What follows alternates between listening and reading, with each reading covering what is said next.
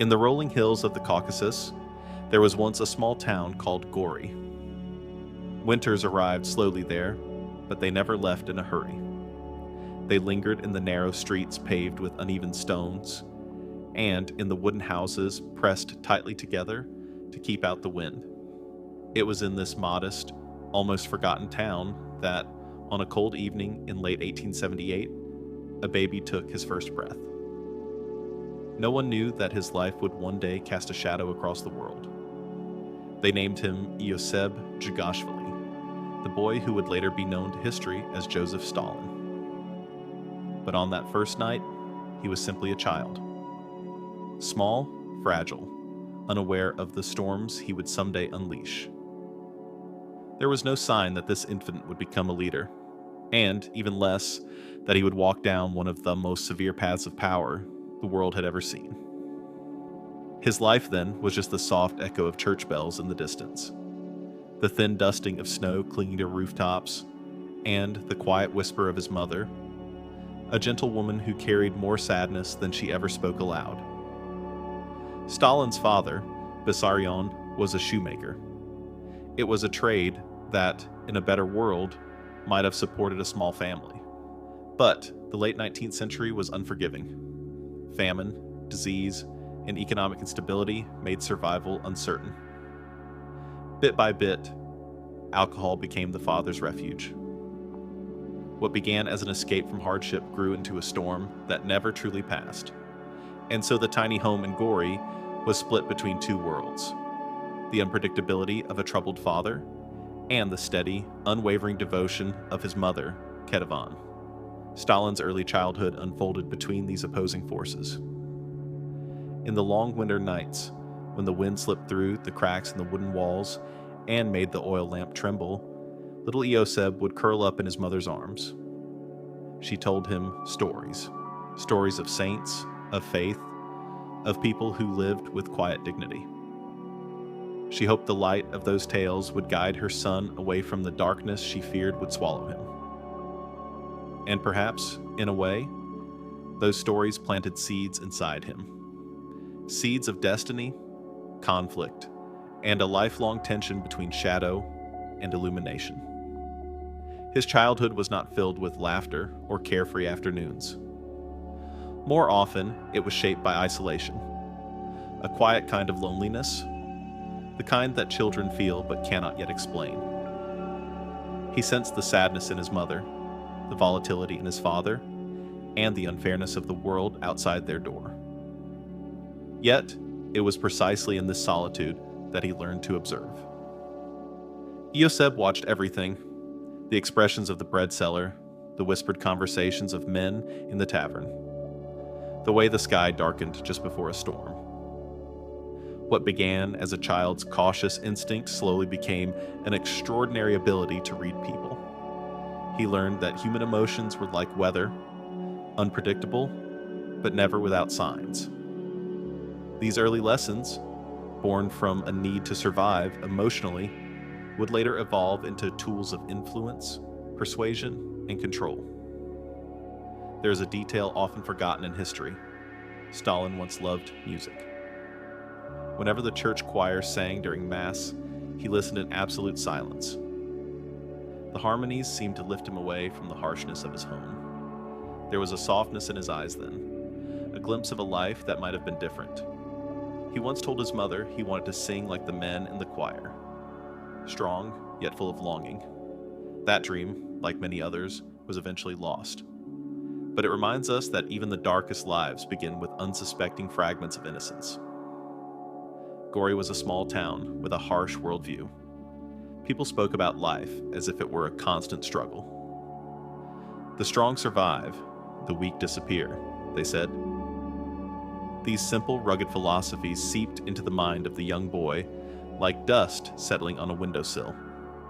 They taught him that the world was not fair, and that gentleness had little place in the battles of life. And then there was illness. Medicine was primitive, and the conditions of poverty made even minor infections dangerous. Stalin spent long days confined to a bed, staring at the ceiling while fevers came and went. In those quiet, painful hours, he learned to retreat into his mind, a place where he could wander far beyond the walls of his home. These long spells of silence shaped him into someone who could think deeply, yet reveal very little. Someone private, someone impenetrable. When he was about 8, a massive storm hit Gori. Trees snapped, roof tiles shattered against the ground. People ran through the streets searching for shelter. From his window, Stalin watched the chaos with wide eyes. He saw how powerless people were against nature, how small they became when the world roared. Later in life, as a ruler, he would describe that storm, saying that it taught him something. Power is the only thing that forces the world to listen. Yet his childhood was not entirely bleak. There were brief sparks of happiness, moments when he laughed with friends in the dusty streets, or when he raced down a hill with the wind rushing behind him. Few remember Stalin as someone capable of joy, but he once was. He once paused to watch a cat chase a falling leaf and burst into laughter. These moments kept a small fragment of softness alive inside him for a time. When Stalin turned 8, his mother made a decision that changed everything. She would find a way to send him to the church school. For a poor family, this was rare, almost unimaginable. But she believed education was his only chance. Perhaps she did not know that this opportunity would lead him down a path she could never have foreseen. The night before he left for school, Ketevan sat beside her son and brushed his hair gently. She told him something he never forgot. "You were born in darkness, but God leaves a lamp for those who search for their way." He did not yet understand the weight of her words. But the next morning, as he stepped out of their small wooden house with worn shoes and a thin school bag, he crossed an invisible threshold, the boundary between childhood and destiny. The stones on the road were cold under his feet. The wind carried the faint smell of snow. And little Joseph walked toward a future filled with books, discipline, ambition, and the first stirrings of a shadow that would grow far beyond anything the world could imagine. This was the beginning, the first step in a journey that would shape a century and leave behind a legacy heavy with consequences that time itself cannot forgive. When little Joseph stepped through the gates of the Gori church school, he did not know that he was entering one of the most defining chapters of his life. The school stood like a gray fortress at the edge of town, its tall stone walls casting long shadows that stretched across the courtyard. To a child who had grown up in a cramped wooden house, the building felt enormous, almost sacred, almost frightening. Inside, the corridors smelled of incense and old books, the kind whose pages had turned yellow from decades of prayerful fingers. Young boys walked into neat lines, their feet barely making a sound, as if the very walls demanded silence. And in the midst of them, with his worn shoes and simple clothes, was Stalin, or rather, Joseph the student, the child still trying to understand who he was supposed to become. The school was strict, but it was also a refuge. For the first time in his life, Joseph entered a world where arguments, alcohol, and the unpredictability of home did not follow him. The routines here were rigid: morning prayers, lessons in scripture, hymns recited again and again until every student could chant them by heart. Discipline held everything together like the threads of a tightly woven fabric. At first, the boy struggled. He missed the warmth of his mother, the familiar scent of the wooden table at home, and even the uneven rhythm of life in Gori's narrow streets. But something in him, an instinct perhaps, urged him to adapt. And slowly, he did. What set him apart most was his mind. Within only a few months, teachers noticed how quickly he absorbed new lessons. While other students memorized texts line by line, Joseph seemed to grasp meanings beneath the words. He excelled in scripture, history, and particularly in reading, where his appetite for stories grew faster than the school's small library could satisfy. He read about kings and saints, warriors and philosophers. He read about people who stood alone against the world and reshaped it through belief, courage, or sheer will. Some nights, long after the candles should have been blown out, he lay awake imagining the lives of those he read about, the decisions they made, the worlds they lived in, the power they held. In those quiet hours, something within him stirred. A question he could not yet articulate, a search he did not yet understand. There were moments during those early school years when he seemed almost destined for the priesthood. His voice, soft yet steady, blended with the choir in ways that caught his teacher's attention. They believed he had potential, perhaps even a calling. And for a while, he believed it too. He enjoyed the structure, the sense of purpose, the idea that the world could be organized around a higher order. But life, especially for someone like Joseph, was never meant to follow an expected script. A hidden battle begins. The seminary tried to mold him, just as it had molded many boys before him. But the more it tried, the more something inside him pushed back. He was obedient on the surface, attending prayers, memorizing passages, performing his duties, yet beneath that calm exterior, questions were taking root. Why must faith be accepted without understanding? Why should obedience be valued more than thought? Why did the world outside seem so cruel, and yet so orderly within these walls? The tension grew quietly, like a seed pushing against the soil above it. Teachers praised his intelligence but criticized his growing curiosity. The church valued devotion, not questioning, and the more they insisted he stay within the boundaries of their teachings, the more he began to explore what lay beyond them. He discovered poetry, especially the verses of Georgian poets who wrote about freedom, identity, and the struggles of ordinary people. Their words resonated with him more deeply than the chants of the seminary. He copied their poems into notebooks, reciting them under his breath as if the rhythm of the lines kept him anchored to something real and familiar. At the same time, the world around him was changing. News of political unrest, new ideas spreading across the Russian Empire, whispers of rebellion and reform.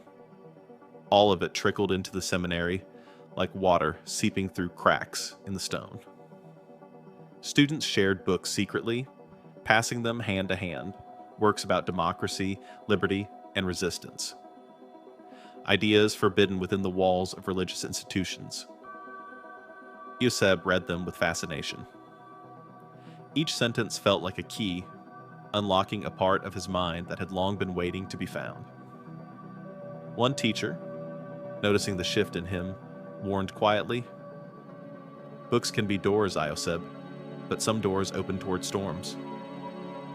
The boy nodded respectfully, but the warning only deepened his curiosity. He felt caught between two worlds, one built on faith and obedience, the other on questions and possibility. The conflict did not make him anxious. It made him sharper. Something inside him was awakening, something restless, analytical, quietly defiant. Friendships, rivalries, and the weight of expectations. As he grew older, Joseph found himself forming connections that would shape him in unexpected ways. Among his classmates were boys from families wealthier than his, children whose homes were filled with books, music, and stability. Standing among them, Joseph felt the quiet sting of difference, the awareness that he came from a background far rougher than most. That awareness did not weaken him, it motivated him. He worked harder, read more, listened with greater intensity. A few classmates admired him. He had a magnetic aura, not loud or charismatic, but thoughtful, observant. When he spoke, even briefly, others listened. Yet he also made rivals, boys who sensed in him a will that did not bend easily. His calmness could be mistaken for challenge. His silence sometimes felt like judgment, and his intelligence, though undeniable, created distance. But through all the shifting friendships and quiet conflicts, his mother's hopes remained a steady light in his life. Ketevan dreamed that her son would become a priest, a man respected and protected from the harsh uncertainties she had endured. She believed the seminary was sculpting him into that future. And for a time, Joseph tried to live inside that dream. He attended lessons with discipline. He prayed with sincerity. He walked the halls with the posture of a student who might someday lead a church congregation. But deep down, the seeds of change were sprouting faster than anyone realized. The first cracks in the wall. It happened gradually, a teacher's reprimand that seemed unfair, a rule that made no sense, a passage in a book that contradicted what he was being taught. Each moment was small, too small to notice alone. But together they formed the first cracks in the belief that this place, this path, this version of himself was what he was meant to become.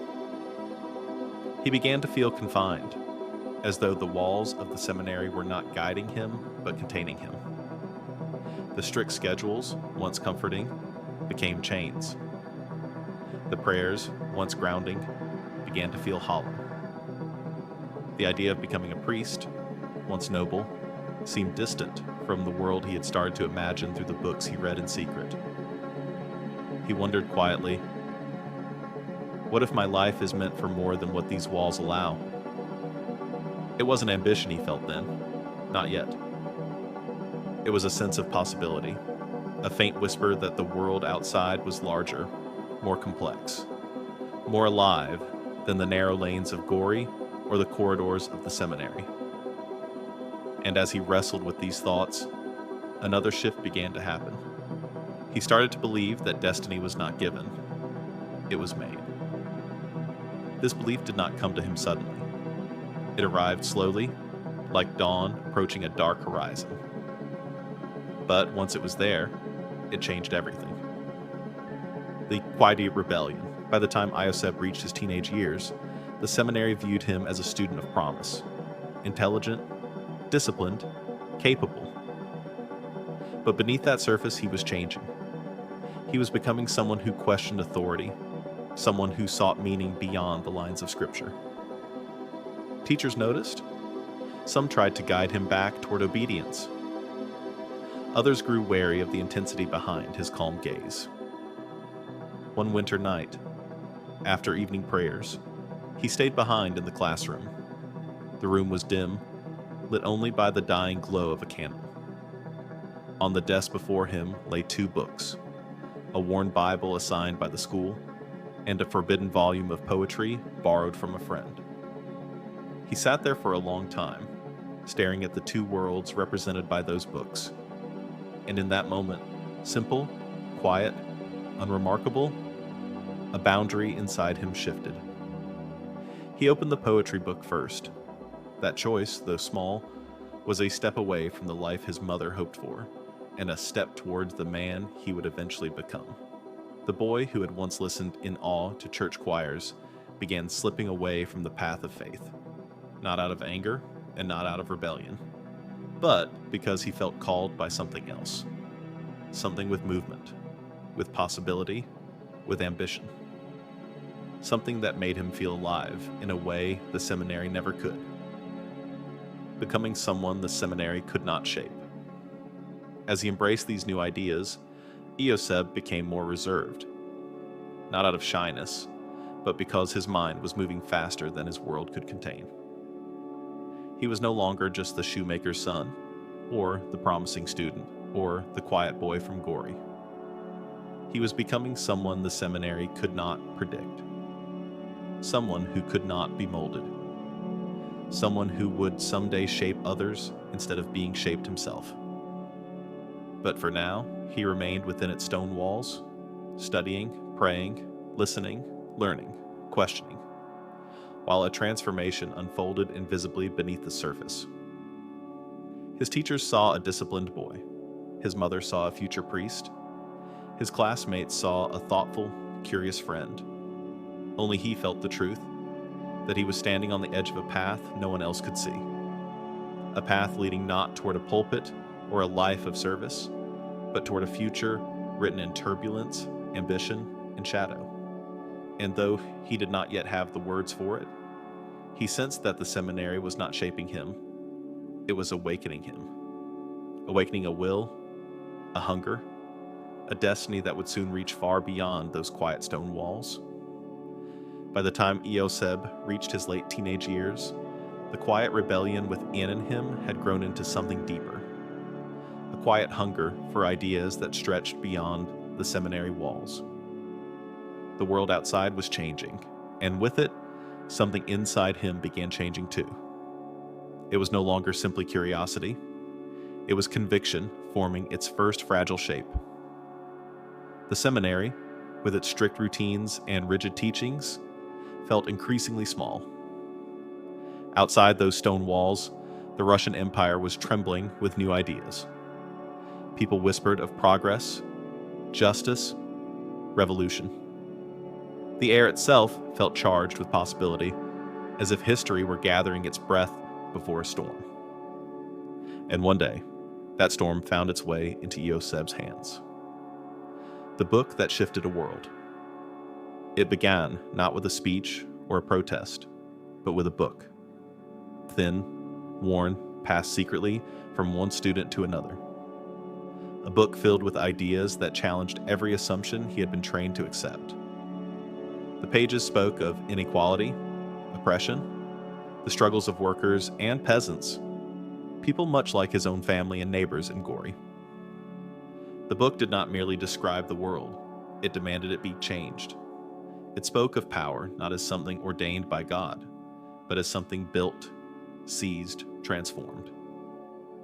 Reading it, Joseph felt something awaken in him, a recognition, almost like memory. It was as if he had been waiting for these words long before he knew they existed. The seminary taught him obedience. This book taught him awareness. The seminary taught him faith. This book taught him purpose. The seminary taught him submission. This book taught him possibility. He hid the book under his mattress each night and read it by candlelight, the shadows on the wall flickering like restless spirits. Sometimes, as he read, he whispered the words aloud, savoring their rhythm, their challenge. They felt dangerous, but they also felt true. For the first time, he began to see his childhood with clearer eyes. The poverty, the struggle, the injustice. None of it had been fate. It had been structure.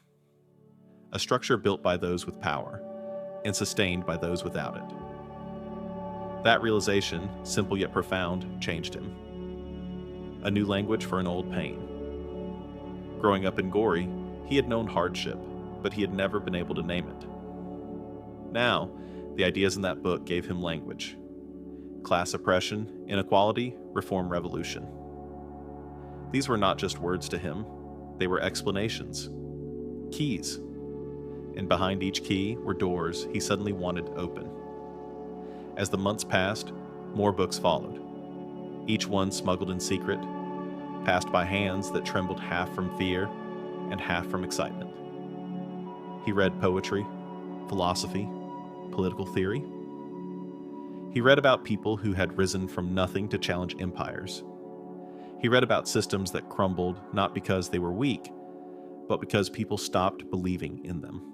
Sometimes he wondered if these books were dangerous, and then he realized they were meant to be. Dangerous ideas have a way of finding those who are ready for them, and he was ready. The hidden meetings. It didn't take long before he discovered that he was not alone. There were other students, quiet, thoughtful, sharp, who felt the same stirrings he did. They met secretly, gathering in forgotten corners of the school, or in the shadows of alleyways after curfew. They whispered about injustice. They debated the future of their nation. They questioned authority, something forbidden within the seminary. These gatherings were small at first, but to Joseph, they felt like glimpses of a world larger than anything he had ever imagined. He listened more than he spoke in those early meetings, absorbing every argument, memorizing every idea. He had a talent for silence, a silence that did not signal fear, but attention. When he did speak, the others listened.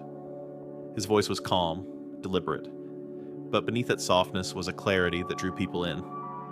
He did not speak with the passion of a preacher or the fire of a rebel. Instead, he spoke like someone who was trying to understand the world and explain it in the same breath. That calm, thoughtful tone, so unlike the forceful speeches he would give decades later, was what first made people take notice of him. Even then, he was not loud, but he was impossible to ignore. Clashing with authority. The seminary noticed the shift, even if it did not understand it fully. The questions he asked in class grew sharper. The essays he wrote carried a depth and a hint of defiance that drew the attention of his instructors. Some teachers grew frustrated. Others grew worried. One warned him quietly, "Your mind is sharp, Ioseb, but sharp things can wound their owners." He bowed his head respectfully, but he did not stop. The more the seminary tried to tighten its grip on him, the more he slipped through its fingers. He skipped prayers, occasionally, disappearing into the town to attend secret discussions. He borrowed books he was not supposed to read. He copied poetry that criticized injustice. And then, almost inevitably, he was punished. Not harshly, at least not physically, but with isolation, extra tasks, reprimands in front of classmates. These punishments did not break him. They hardened him.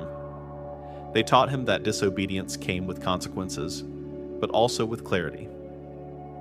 They taught him that authority existed not to be feared, but to be understood, and, when necessary, confronted. One afternoon, after being disciplined for returning late from town, he stood in the courtyard alone. The wind tugged at his coat, and the bells of the seminary rang overhead.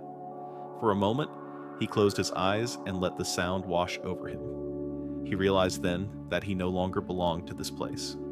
He had outgrown its walls, or perhaps its walls had outgrown their purpose for him. The first taste of influence. As he grew more confident, the small group of students who met in secret began to look to him for direction. He did not seek leadership, not yet, but it found him anyway. He had a way of breaking down complex ideas into simple truths, a way of listening that made others feel understood, a way of speaking that made doubts dissolve. He was not the strongest among them, nor the loudest, nor the wealthiest, but he was the most certain. There was something magnetic about that certainty. It was quiet, steady, like a river that carves stone not through force, but persistence. It made others lean in. It made others trust him. And slowly, almost imperceptibly, he discovered something about himself. He liked being listened to, not for attention, not for praise, but for impact. The realization was subtle, but it planted something in him, a seed that, in time, would grow into a powerful, dangerous tree. A turning point. It happened during a cold autumn evening. The group had gathered in a dimly lit cellar beneath a bakery, the smell of flour and smoke clinging to the air. They were discussing a recent article that criticized the government, a bold piece of writing that had circulated secretly among activists. The conversation was heated. Some feared the consequences. Others believed change was possible, but distant. And then, with a calmness that surprised even himself, Joseph spoke. If the world is unjust, then someone must make it just. Silence fell. Not because the statement was revolutionary, but because of the way he said it. Not as a dream, not as a hope, but as an inevitability. In that moment, he crossed an invisible threshold. He was no longer simply a curious student, no longer a passive reader of radical ideas. He was a believer. And soon, he would become an actor. The boy who once dreamed of singing in a church choir had taken his first steps into a new life, one filled with ideology, ambition, and the intoxicating promise of purpose. The allure of power. Power, as he would later learn more fully, is intoxicating, not in its possession, but in its potential. And here, in this dark cellar surrounded by flickering candlelight and hushed voices, he felt its pull for the first time. It was subtle. A soft tightening in the chest, a quiet spark that flickered to life inside him. A sense that he was capable of something greater than the seminary walls, greater than his town, greater than anything he had ever dreamed. The realization did not frighten him, it exhilarated him. Power was not yet a goal, nor an obsession, but it had become a possibility. And once a possibility reveals itself, it is almost impossible to ignore. The beginning of the end. Eventually, the seminary's patience wore thin. His absences, his questions, his growing defiance, all became too much. He was disciplined more severely. His books were confiscated. He was warned repeatedly to abandon his dangerous distractions. But the warnings came too late. Ideas once awakened do not go back to sleep. One teacher, exasperated, told him, "You cannot serve two masters, Joseph. Choose your path." And he did. In the quiet of his dormitory room, he made a decision, not spoken aloud, not written down, but carved silently into the direction of his life. He would not be shaped by the seminary. He would not spend his life in service to an institution he no longer believed in. He would step into the world outside and help shape it instead. The priesthood had offered a peaceful life, a respected life. But peace was not what he sought. Not anymore. He wanted change. He wanted meaning. He wanted a world remade, not accepted. And though he did not yet fully understand the cost of that desire, the path before him unfolded with a clarity that left no room for doubt. The seminary had tried to mold him. Instead, it had awakened him. And now, standing at the edge of a vast and complicated world, he felt the first true stirrings of destiny. A destiny driven not by faith, but by ideas. Not by obedience, but by conviction. Not by humility, but by a quiet, growing belief in the power he might someday hold. The boy born in shadows had begun to seek his own light. A light that would, in time, illuminate not only his future, but the fate of millions. Leaving the seminary was not a single moment, but a slow, deliberate falling away. One day he simply stopped returning to class. Another day he skipped his duties. And soon, whatever thin thread tied him to that life loosened completely.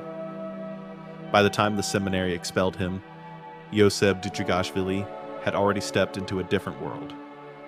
A world of underground meetings, whispered plans, and restless ideas drifting through the streets of the Russian Empire.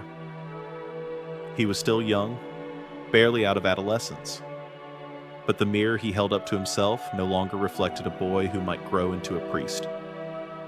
It reflected someone searching for a place in history, a place he had not yet defined, but one he felt compelled to find. And that search brought him into the orbit of a man whose influence stretched like a long shadow across the entire revolutionary movement. Vladimir Ilyich Lenin, a country on the edge, and a movement on the rise.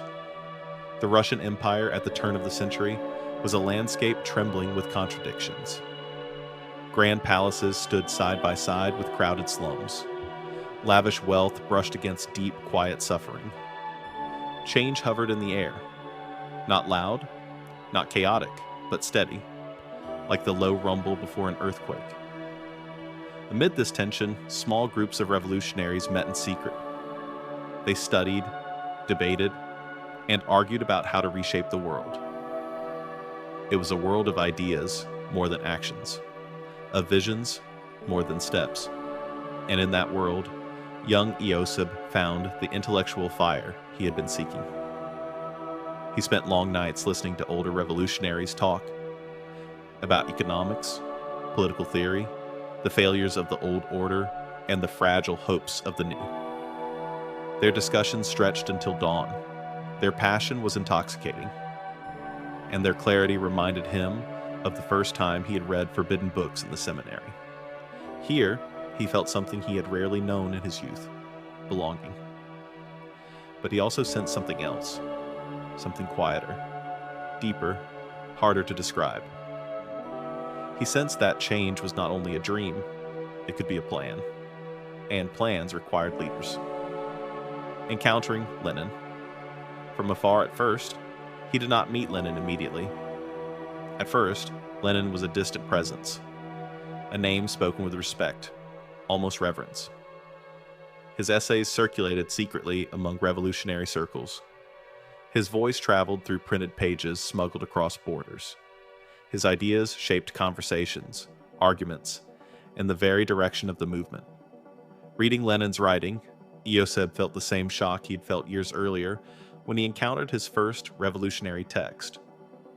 But this shock was sharper, clearer. Lenin wrote not as a dreamer, but as an architect. His ideas were not visions, they were blueprints. And for the first time, Joseph found a mind that resembled the one he was slowly discovering within himself. Lenin believed in discipline. He believed in structure. He believed in the use of power to break what was unjust and reshape what could be better. These ideas resonated with the young man who had grown up seeing the world's harshness from the ground up. They felt familiar. They felt inevitable. In those early years, Lenin became a distant guide, and Eosebs, still known by his birth name, began to walk a path that would eventually bring their lives together. A new identity. Forms around this time, a change began inside him, not dramatic, not spoken, but subtle and deeply symbolic. He began signing his letters with a different name, a stronger name, a name he had crafted from the word steel, Stalin. He wasn't yet the figure history would know by that name. He wasn't yet a leader or a strategist or a figure of fear. But the name was a beginning, a reflection of the person he believed he could become. A name is sometimes the first step toward transformation, and this name marked the beginning of a new chapter, the forging of the steel that would define him. Working in the shadows of a movement. While Lenin strategized from exile, the young Stalin worked in the shadows, organizing workers, distributing pamphlets, and helping to build networks of activists across the Caucasus. His work was not glamorous. It was slow, dangerous, and often thankless. But it taught him something valuable. The mechanics of power were not in speeches. They were in people. People who believed, people who struggled, people who were willing to risk their safety for an idea. He saw how a movement was built not from grand declarations, but from small, persistent actions, from conversations in dimly lit rooms, from carefully folded leaflets passed between calloused hands, from shared hopes whispered late at night. He saw how those who believed in change could become its engine, and he learned how to steer that engine. The first glimpse of leadership. Stalin's natural calmness, once a quiet habit of survival in his youth, became an asset.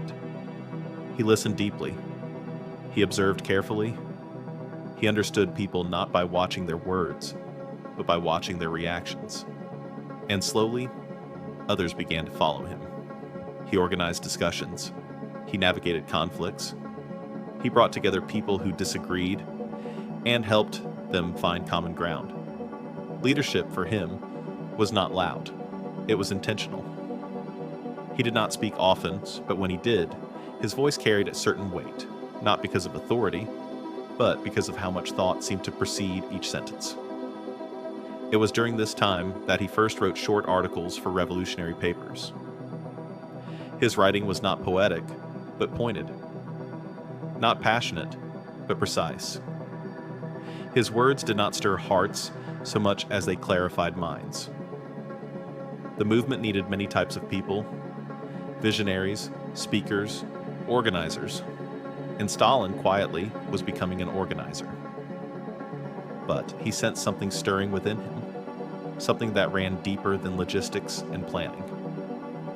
a quiet ambition, almost too faint to recognize, but undeniably present. He wanted to be more than a follower. He wanted to be more than a participant. He wanted to stand closer to the heart of the movement, closer to the mind shaping it, closer to Lenin. First impressions from a distance. Lenin heard of Stalin before he met him. Whispers traveled through the movement. A disciplined young organizer in the Caucasus, sharp-minded, calm under pressure, unmoving in conviction. Lenin valued such qualities. He understood that revolutions were built not only by dreamers, but by doers, people who could carry out the most difficult tasks without hesitation. Stalin was not yet important enough to stand beside him, but he had entered Lenin's periphery, and that mattered. For the young Stalin, this distant recognition became a quiet source of motivation. He read Lenin more carefully. He studied his theories more closely.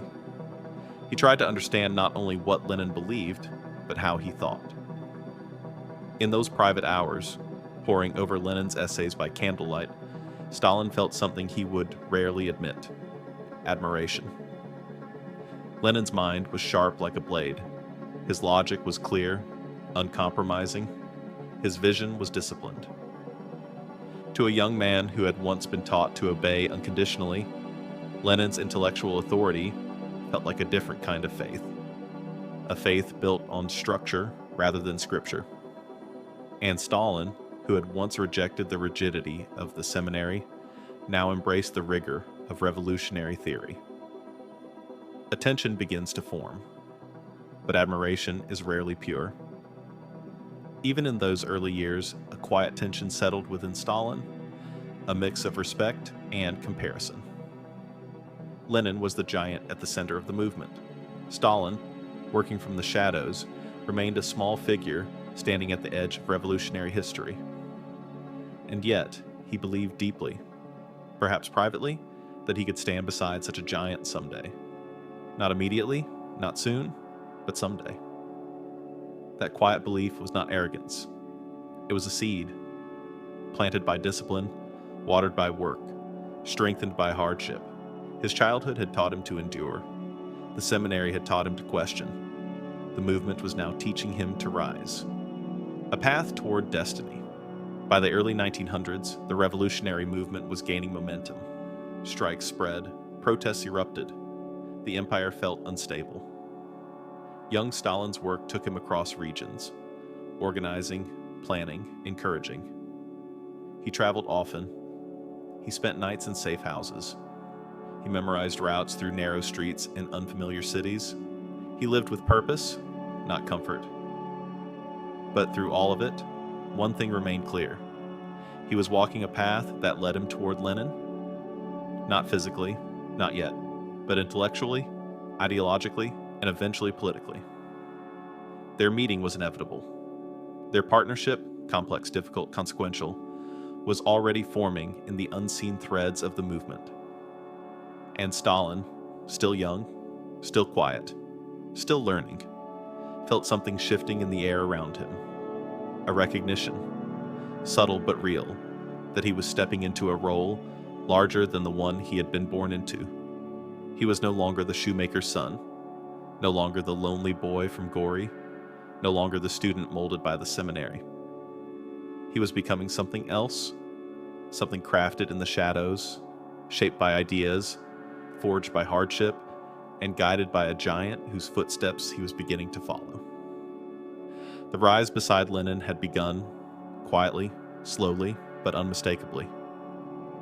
And history, watching from a distance, was preparing to shift. By the early 1920s, Russia was a nation reshaped by revolution, exhausted by war, and suspended in a fragile state between hope and uncertainty. The old empire had fallen. A new world had begun, but new worlds are quiet only on the surface. Beneath them, forces move, collide, and prepare to rewrite the future. And at the center of this shifting landscape stood Lenin, the architect of the revolution, his influence towering over every conversation, every decision, every dream of what the Bolshevik state might become. Behind him, in the quieter corridors of power, walked a man who had once been just a young organizer from the Caucasus. A man still building himself, still learning, still shaping his identity. Joseph Stalin. He was no longer the student drifting through underground meetings, no longer the quiet activist passing leaflets by candlelight, no longer the young follower studying Lenin's words in silent admiration. He was now part of the machinery of the new state, a figure still in the background, but woven into the fabric of its daily operations. He observed everything. He listened. He learned. And in the silence between meetings, he grew. But history often moves when one man falls and another steps forward. And soon, the fall would come. Lenin's declining health, a shadow over the future. Lenin had driven the revolution with relentless energy, but even the strongest currents eventually slow. By late 1922, his health began to falter. At first, it was fatigue, then pain, then long stretches of silence where words failed him. The sharp, disciplined mind that had once shaped the movement started slipping unpredictably in and out of clarity. For the leaders around him, Trotsky, Kamenev, Zinoviev, Bukharin, and Stalin, this created a strange tension. Outwardly, they expressed concern. Inwardly, each began to imagine what the world might look like after Lenin. They did not speak these thoughts aloud, but history sometimes moves not through what is spoken, but through what is held back. Stalin visited Lenin regularly during this period. Their meetings were quiet, almost awkward. Stalin's presence was steady, controlled. He asked few questions, offered simple updates, and avoided unnecessary emotion. To some, this seemed respectful. To others, it seemed calculated. But to Stalin himself, it felt like a duty that gave him proximity to the center of power, even as that center began to dim. The administrative web, Stalin's hidden territory. In 1922, Stalin was appointed General Secretary of the Communist Party, a role many considered administrative, even mundane. But those who dismissed it misunderstood something fundamental. Power often hides in the details. Stalin saw what others overlooked. He saw that controlling appointments meant controlling decisions. Controlling decisions meant shaping alliances, and shaping alliances meant defining the future. Quietly, methodically, he built a network of individuals who owed their positions and loyalty to him. Not through favors, not through promises, but through structure, through the daily machinery of the party. He was not the movement's loudest voice, not its most charismatic face, not its greatest theorist, but he was becoming something equally powerful, the person everyone needed approval from. And he wielded that power the way he had learned to wield everything in life, quietly, steadily, one small step at a time. The letters that shook the silence. During Lenin's declining months, he dictated several letters, fragments of thought, warnings, concerns about the future of the party. Some of these letters expressed unease about Stalin's growing influence. Lenin admired Stalin's discipline, his work ethic, his unwavering commitment. But he also sensed something else, a hardness, a sharpness, a potential for ruthlessness that made him uneasy. One of the letters, known later as parts of the Testament, describes Stalin's personality as too rude for a position of such power. Another cautioned the party to consider replacing him. But these letters came late. Too late. Lenin's health worsened. His voice weakened. His influence, once a pillar, began to fade.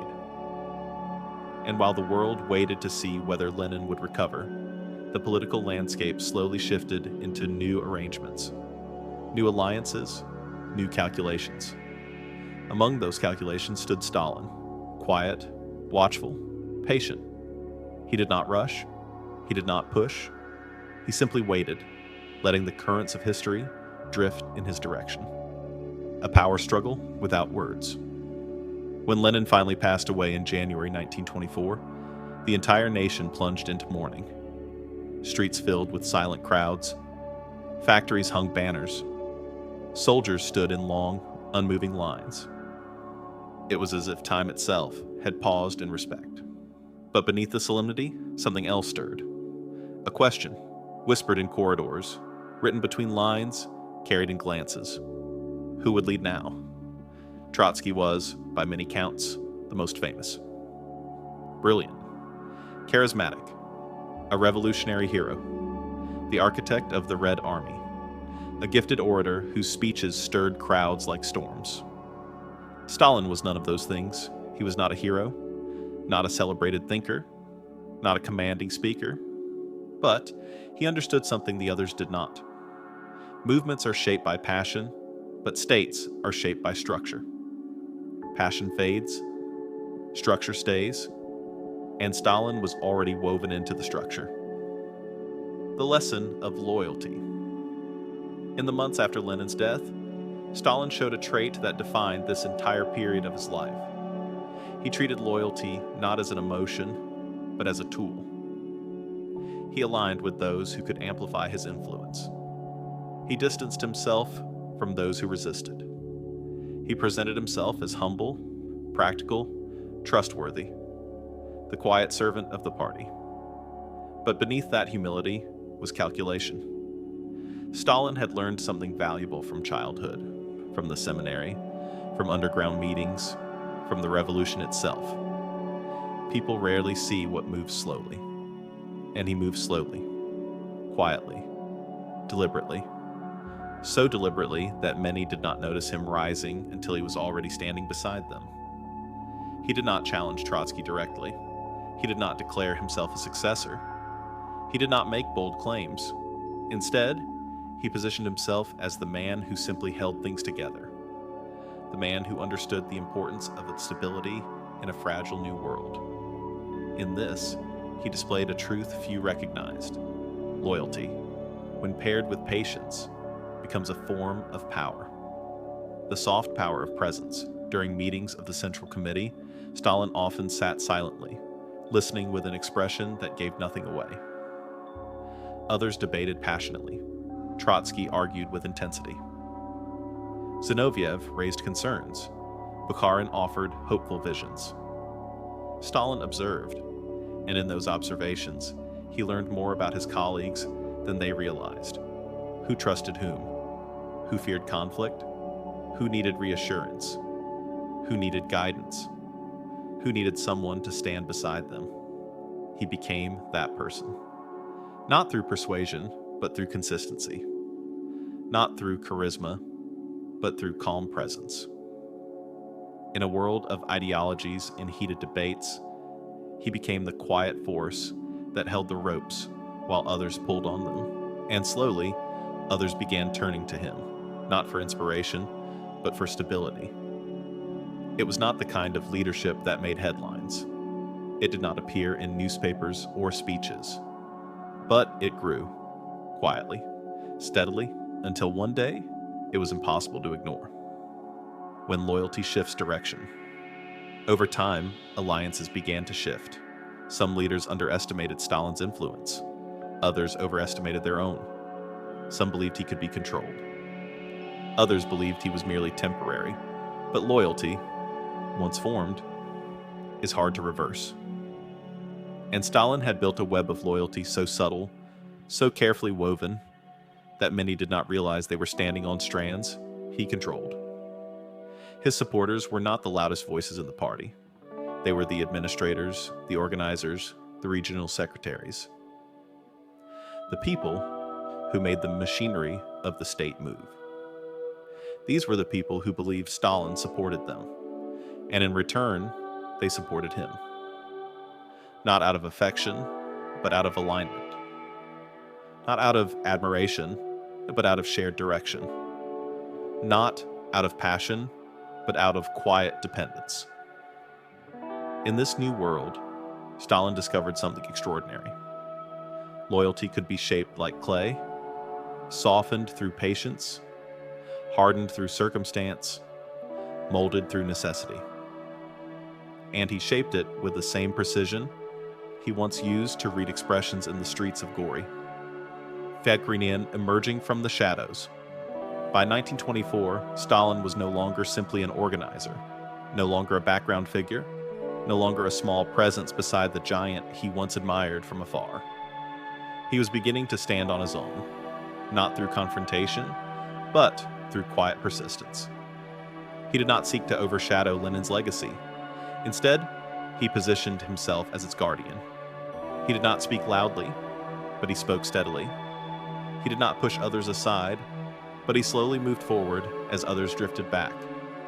And in that movement, he stepped into a new phase of his life, the transformation from follower to contender. Not yet a ruler. Not yet the singular force he would become. Not yet the figure history would struggle to understand, but the path was clear. The shift had begun. Loyalty had become both shield and sword. And the boy who once walked into a seminary with his mother's hopes on his shoulders was now navigating the corridors of a new world. One where power was not merely held, but shaped, crafted, and quietly earned. This was the moment loyalty became a weapon. And Stalin, calm, patient, deliberate, was learning how to wield it. The years that followed Lenin's death were years of transition. Years in which the young Soviet Union tried to discover what it had become and what it wished to be. The revolution had remade Russia, but revolutions often leave behind more questions than answers. Factories needed rebuilding. Farmlands needed direction. Millions of people waited for stability in a world still trembling from change. Into this fragile landscape stepped Joseph Stalin. Slowly, quietly, almost imperceptibly at first. He did not arrive with speeches or ceremonies. He arrived through meetings, committees, plans, and paperwork. The kind of work few noticed, but everyone depended on. This was the stage of his life where the careful, deliberate qualities he had developed since childhood began to take shape as tools of governance. Not dramatic tools, but administrative ones. Steady, patient, unyielding. And with those tools, he began to forge a new kind of state. A state built on structure, a state built on discipline, a state built, above all things, on control. The dream of a new society. To understand this period of Stalin's rise, one must understand something important. The Soviet Union was not yet the rigid system it would later become. It was still fluid, still forming, still balancing between idealism and necessity. Lenin had imagined a society built on equality and shared purpose. Many believed in that dream. Factories displayed banners of hope. Workers sang songs of unity. Young people volunteered to help build new towns, new roads, new futures. And Stalin, still officially one leader among several, presented himself as a guardian of this dream. He spoke of stability. He spoke of structure. He spoke of the need to protect the revolution from threats, both internal and external. But even as he spoke softly of unity, a deeper conviction grew within him, a belief that order could not merely be inspired. It had to be enforced. To him, the dream of a new society required something stronger than hope. It required discipline. It required direction. It required control. And he believed he was the one able to provide it. The power of planning. Around this time, Stalin championed an ambitious idea. Centralized planning, a system in which the state would guide the economy, direct production, and control resources. It sounded practical, even visionary. Russia was large, complex, and struggling to rebuild. Many believed planning would bring order to chaos. The concept appealed to Stalin deeply. It reflected his temperament. Structured, methodical, exacting. It reflected his understanding of the world, that progress was not spontaneous, but engineered. And so, he embraced planning not merely as a policy, but as a philosophy. He believed that if the state could direct the economy, it could also direct society. If it could shape production, it could shape people. If it could organize work, it could organize loyalty. Planning became more than numbers. It became a framework for the future. The vision of transformation. One of the most sweeping transformations Stalin envisioned was the collectivization of agriculture, bringing millions of individual farms into a single, unified system. On paper, it was an idea rooted in equality and efficiency. Shared resources, shared tools, shared responsibility. A society working together, not apart. Many believed in the promise. Some feared the scale. Others wondered how such a transformation could ever be implemented. But Stalin saw, not the obstacles, but the direction. A direction that required decisiveness and unity. He believed that rural Russia, with its isolated farms, traditional customs, and local loyalties, had to be drawn into the new world the revolution promised. He believed that modernization was essential. He believed that progress could not wait for consensus. This was not yet the harshness history would later remember. In these early stages, his vision still carried traces of hope. Hope that society could be reorganized for the better. Hope that the hardships of the past could be overcome through structure and collective effort. But within that hope lived a lesson from his youth. The world does not change through softness. And slowly, that conviction began to harden. The search for stability. Throughout these years, Stalin presented himself as a steady presence in a chaotic world. While others debated theory, he focused on implementation. While others argued passionately, he worked quietly through committees, reports, and official appointments. Many saw him as practical. Many saw him as reliable. Many saw him as the person who kept the machinery of the state moving. But beneath that stability, a different truth was forming. A truth that would guide the next decades of his rule.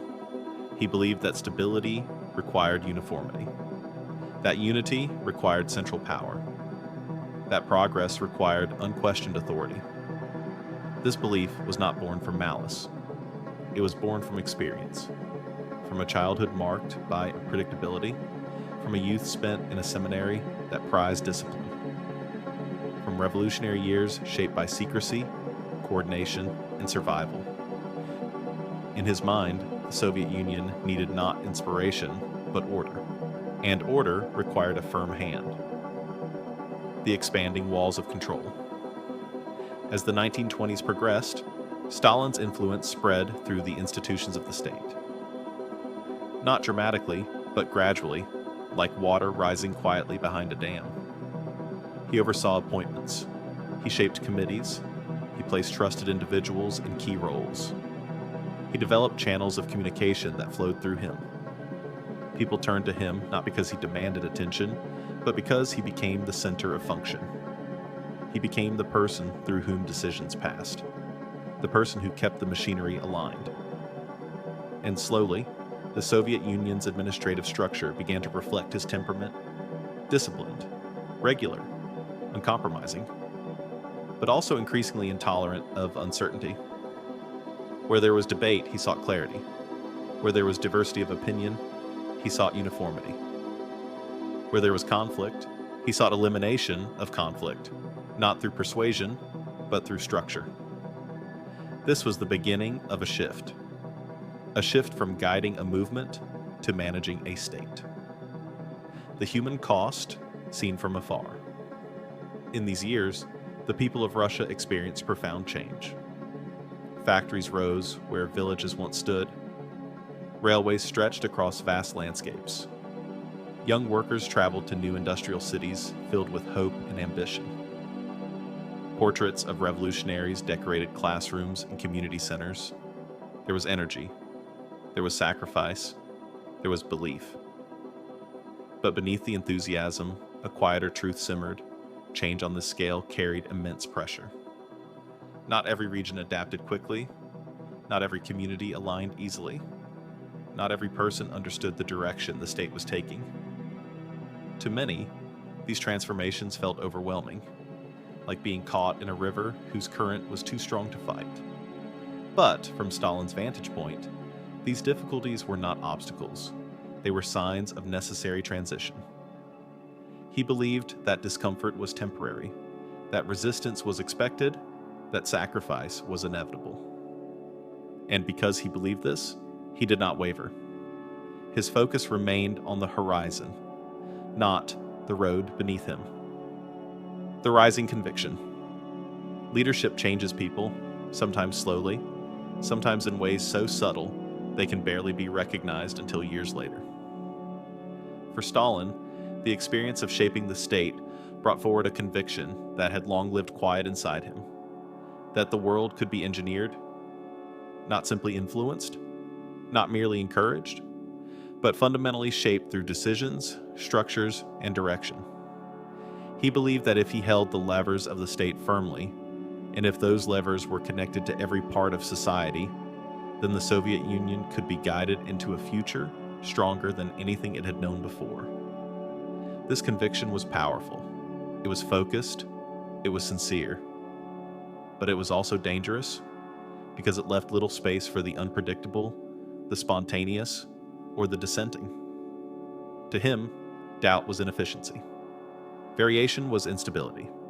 Disagreement was disruption. And a state built to function like a machine needed uniform parts. The beginning of hardness. As the decade drew to a close, Stalin's softness, the quietness of his youth, the reflective nature of his seminary days, the humility he once displayed beside Lenin, began to fade. Not completely, but enough to notice. The pressures of leadership hardened him. The responsibilities of the state narrowed his patience. The weight of shaping a nation sharpened his decisions. He believed deeply that he was acting in the best interests of the country, that the path he guided was the path Russia needed. But in that belief, something shifted. He began to see resistance not as an expression of fear or confusion, but as something that needed eliminating. He began to see disagreement not as dialogue, but as obstruction.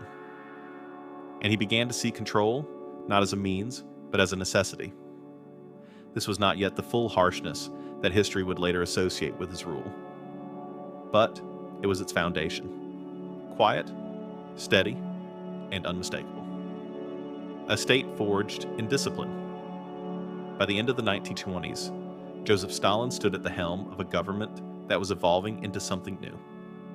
A state where planning overshadowed spontaneity, where structure eclipsed improvisation, where unity was prioritized over diversity, where direction flowed from the top downward with increasing force. He did not set out to create a ruthless system, but he believed that a strong state required strong hands, and he believed his hands, shaped by hardship, steadied by struggle, disciplined by experience, were the hands needed. The young boy from Gori had grown into a man forging a country with the same determination he once used to shape his own life. And as the Soviet Union moved into a new era, one marked by ambition and pressure in equal measure, a question began to form in the quiet corners of history. Had the dream of a new society survived the path taken to reach it? Or had it already begun to harden into something else? The answer would unfold in the years ahead. Years in which Stalin's belief in structure, stability, and control would shape the destiny of millions. Years in which the forging of the state would become the forging of the man himself. As the 1930s opened, the Soviet Union was a nation transformed. Towers of steel rose where wooden cottages once stood. Train lines stretched across endless plains. Cities hummed with the sound of factories that worked through the night. On the surface, it looked like a country racing toward a radiant future.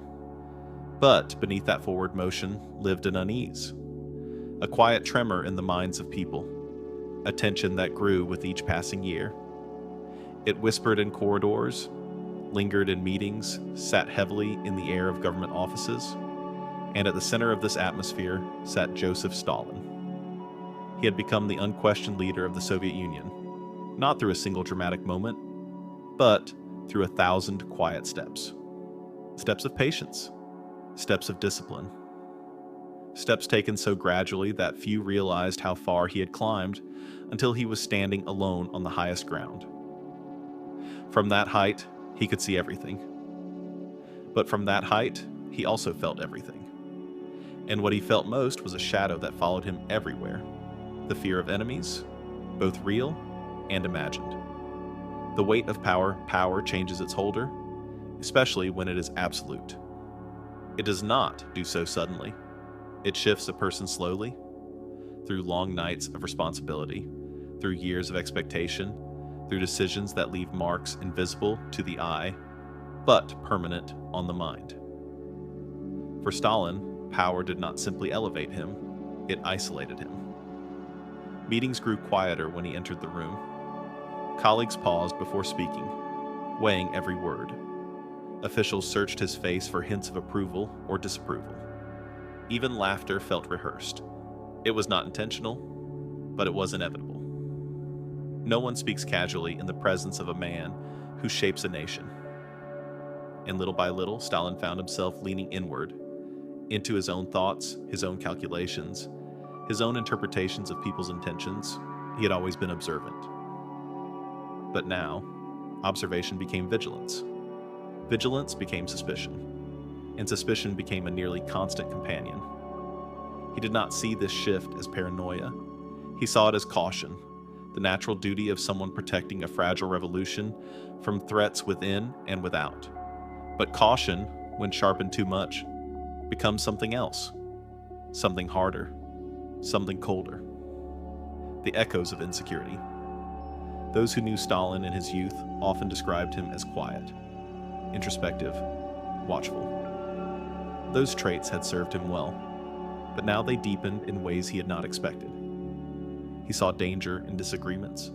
He saw betrayal in hesitation. He saw conspiracy in coincidence. And each interpretation fed the next, like mirrors reflecting endlessly into one another. The Soviet Union had grown enormous and complex.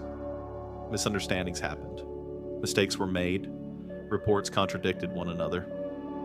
But to Stalin, these contradictions sometimes looked like patterns hinting at invisible threats. He had lived through an empire that persecuted revolutionaries. He had endured exile. He had watched fellow activists disappear into prisons long before he rose to power. History had taught him that enemies did exist. But now, holding the reins of the state, he began to fear them everywhere. The circle grows smaller. In the early years of his leadership, Stalin worked alongside other senior revolutionaries, men who had fought beside Lenin, men who had built the movement with their own hands. But as the 1930s progressed, these comrades became reminders of a past he did not fully control. They had influence, they had histories, they had their own ideas about the future, and each of those ideas, to Stalin, carried a potential threat. Not a threat of violence, but a threat of divergence. And divergence in his mind meant instability. So the circle of people he trusted grew smaller, then smaller still, until trust itself became rare, reserved for only a few, and even then, held tightly and with caution. The air around him thickened with secrecy. Officials spoke carefully. Letters were examined closely. Reports were read with a critical eye. Every day, Stalin felt more alone, and therefore more convinced that caution was necessary. Fear as a silent current. To the people of the Soviet Union, the changes in their leader were invisible. Stalin still appeared calm, controlled, measured. His speeches carried confidence. His public appearances radiated determination. But inside, a quiet storm was forming. The responsibilities of leadership had grown into an immense pressure. A belief that any error, any weakness, Any internal threat could unravel everything the revolution had built. And so he watched, constantly, relentlessly. He watched not only foreign powers, but his own colleagues, his own institutions, even his own supporters. Fear rarely announces itself loudly. It moves quietly, like an undercurrent deep beneath the waves. For Stalin, that undercurrent began guiding decisions he once would have made differently. The seeds of a purge. Historians often describe this period as the beginning of the Great Purge, a campaign that would eventually sweep across the Soviet Union. But, from Stalin's perspective at the time, it did not begin as a purge. It began as a search. A search for certainty, a search for unity, a search for control. He believed the revolution faced threats: political, ideological, structural.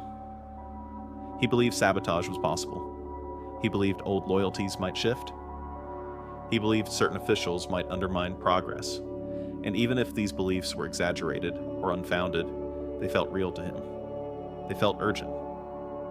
The unknown frightened him more than the known. And so he began looking for clarity in the only way he knew: through structure, through investigation, through removing uncertainty wherever he believed it existed.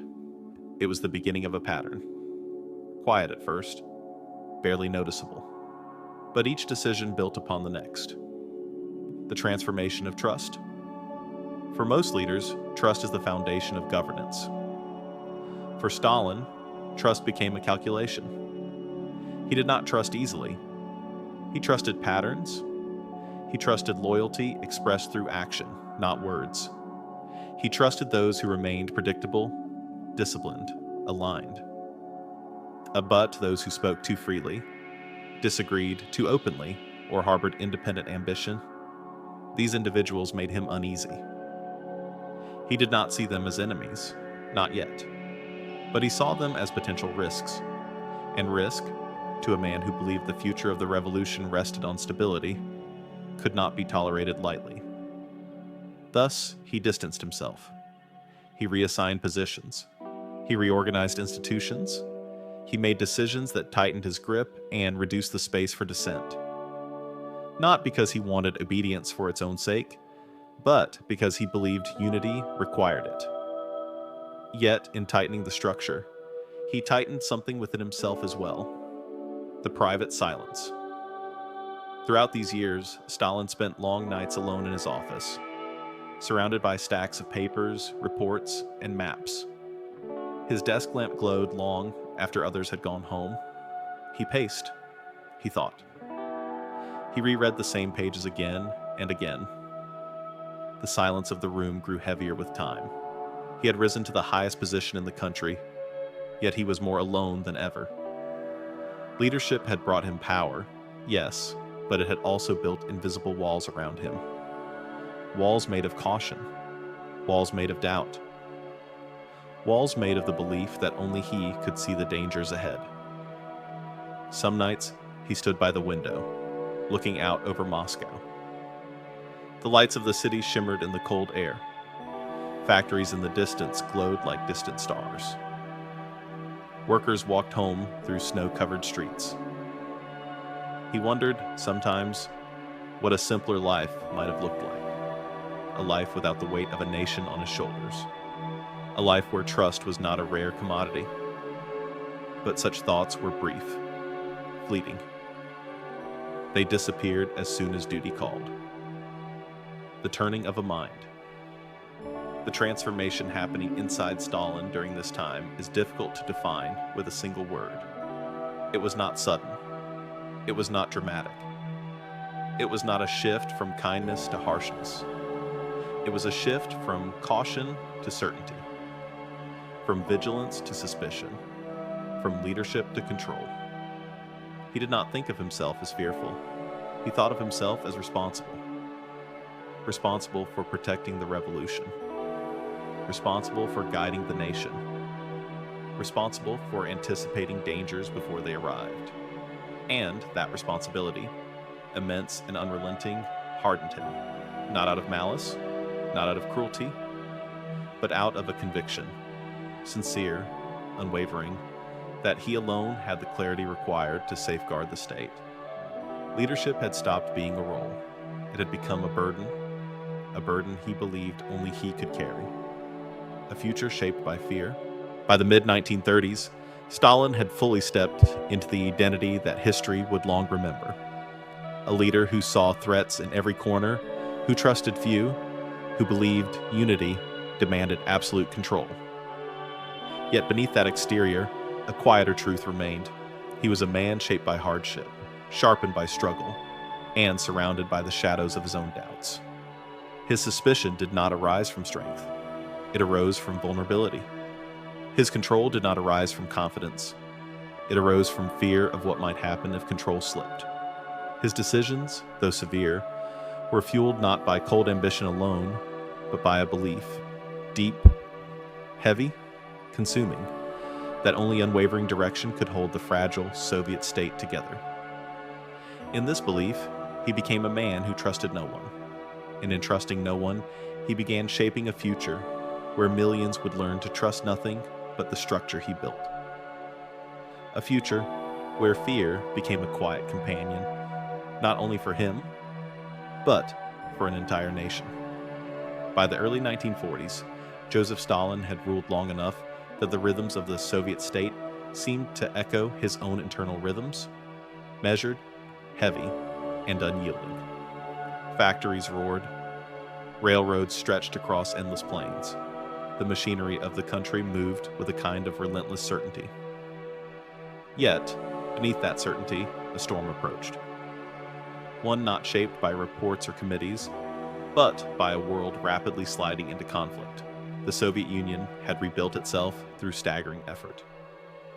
But history does not pause for nations to catch their breath. And in 1941, war arrived, sudden, immense, and unforgiving. The shock of an unforeseen dawn. The first hours were almost surreal. Reports appeared on Stalin's desk before the sun rose, confused, hurried, contradicting one another. Border posts under fire. Troops retreating. Communications breaking down. It did not seem real at first. Felt like noise, like static, like interruption. For years, Stalin had believed he could predict threats. He had studied patterns, calculated intentions, watched adversaries with the gaze of someone who trusted no one. But war, especially a war of this magnitude, doesn't always announce itself in ways the cautious can detect. And so, when the storm finally broke, Stalin felt something he had not felt in many years. He was unprepared.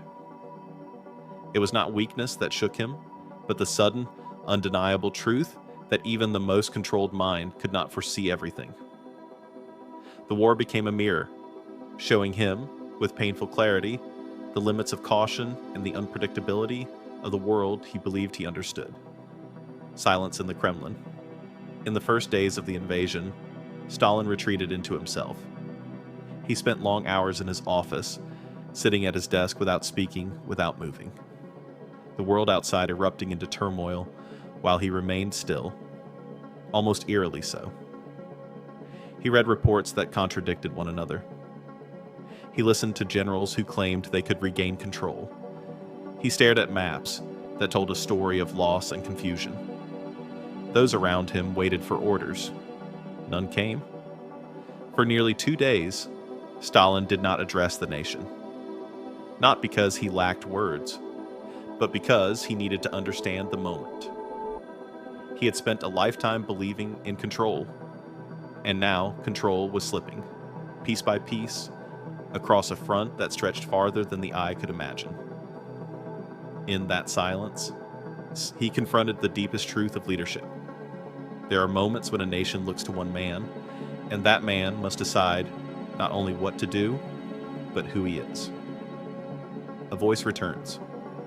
When Stalin finally emerged from his silence, his voice was steady, not loud, not emotional, but firm in the way a mountain stands firm against wind. His first wartime address to the Soviet people was measured, almost solemn. He spoke of struggle. He spoke of duty. He He spoke not as a distant ruler, but as a man standing beside them. For many who heard it, there was a shift. For years, Stalin had been a figure above the nation. During this moment, he felt like a figure within it. This was one of war's strange mirrors. It revealed a humanity in Stalin that had long been buried beneath caution and control. He did not show fear, but he did not hide the gravity of what lay ahead. And the people, exhausted but resilient, listened. The burden of command.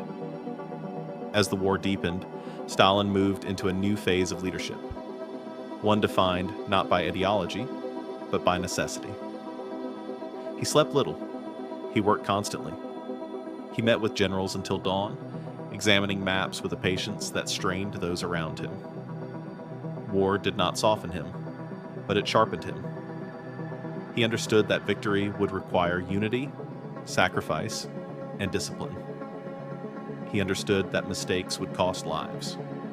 He understood that hesitation could break the country he had spent years shaping. Every decision weighed heavily. Every silence carried meaning. Every signature he placed on a document felt like a stone dropping into the vast river of history. And in that river, he stood alone, glimpses of the man beneath the leader. Despite the immense pressures of war, there were moments, small, almost invisible, when the layers of Stalin's hardened exterior loosened. Sometimes late at night, he asked about towns he knew from his youth. Were they safe? Were the people still there?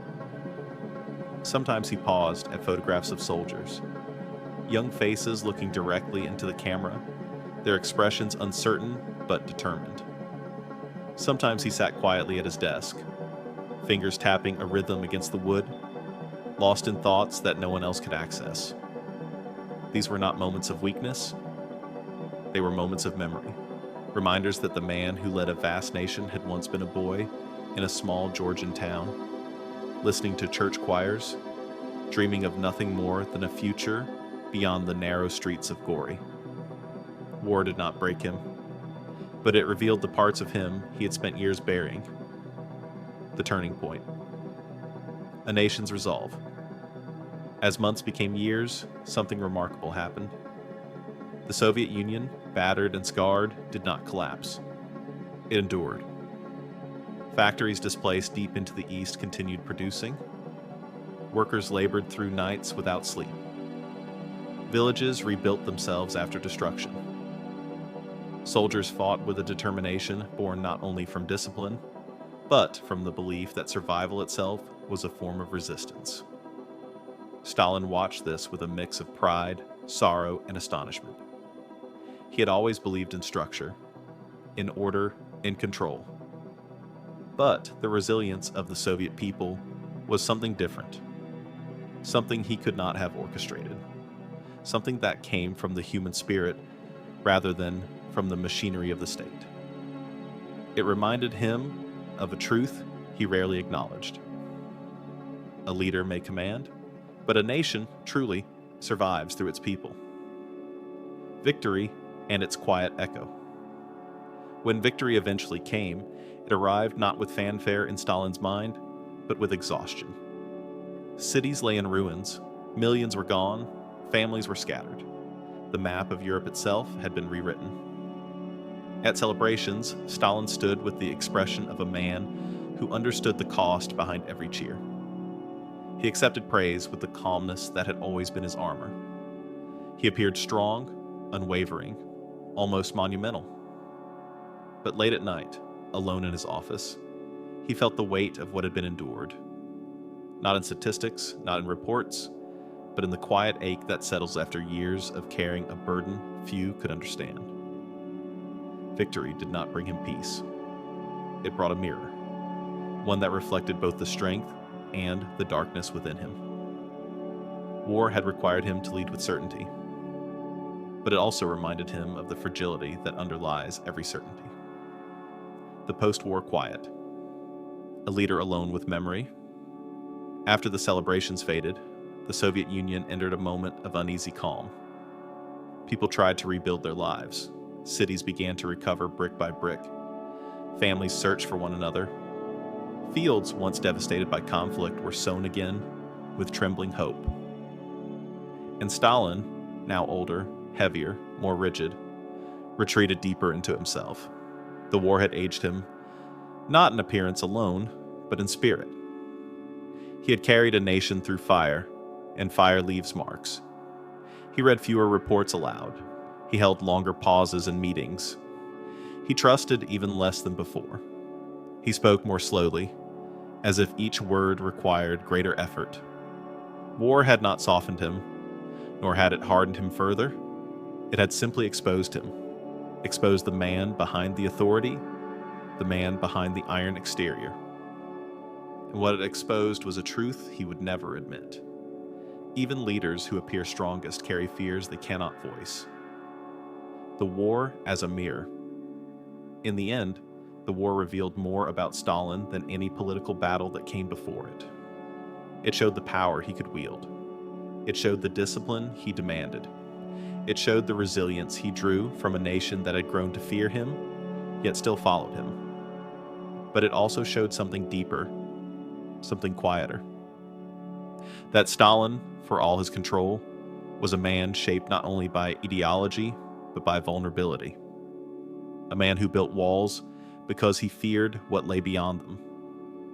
A man who trusted no one because trust had once failed him. A man who carried the weight of his nation because he believed, perhaps sincerely, that no one else could. War, ultimately, did not change Stalin. It revealed him. It revealed the contrast between the giant he appeared to be and the human being he had always been beneath the steel. When the guns finally fell silent in 1945, the Soviet Union emerged battered but triumphant. Cities lay in ruins. Fields were scarred. Families were broken. Yet the red flag of victory flew over Europe, and Joseph Stalin stood at the helm of a nation that had survived the unimaginable. On the surface, the moment seemed destined for celebration. Parades filled the streets. Soldiers returned home to tearful embraces. Poets wrote verses of resilience and triumph. The world looked upon Stalin as the leader of a country that had turned the tide of war. Victory was supposed to be warm, but for Stalin, it arrived like winter.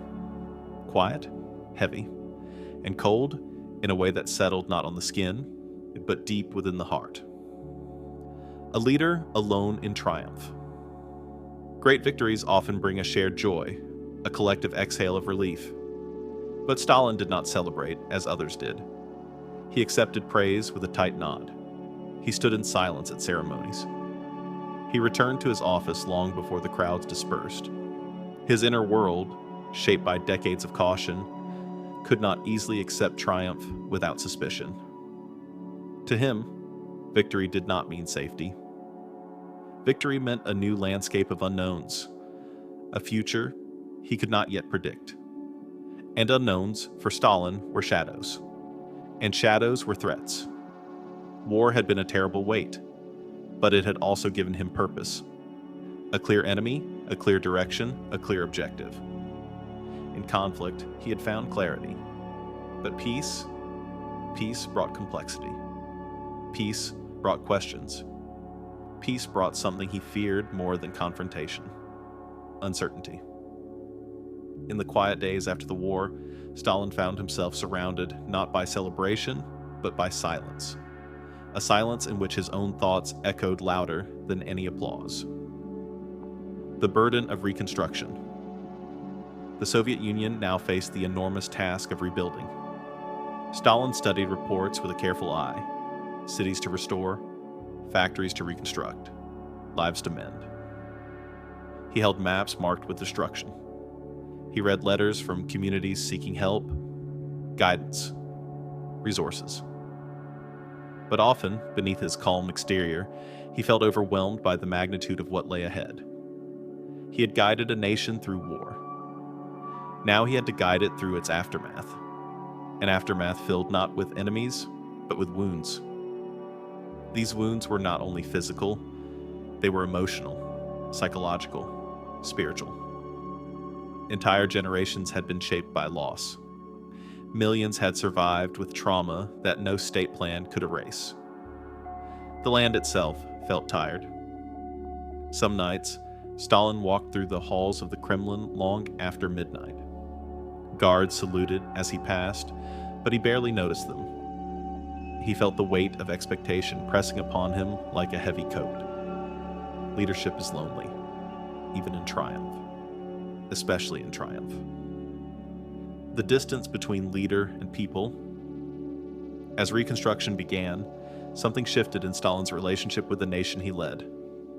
During the war, he had felt connected to the people, bound by shared struggle, shared fear, shared determination.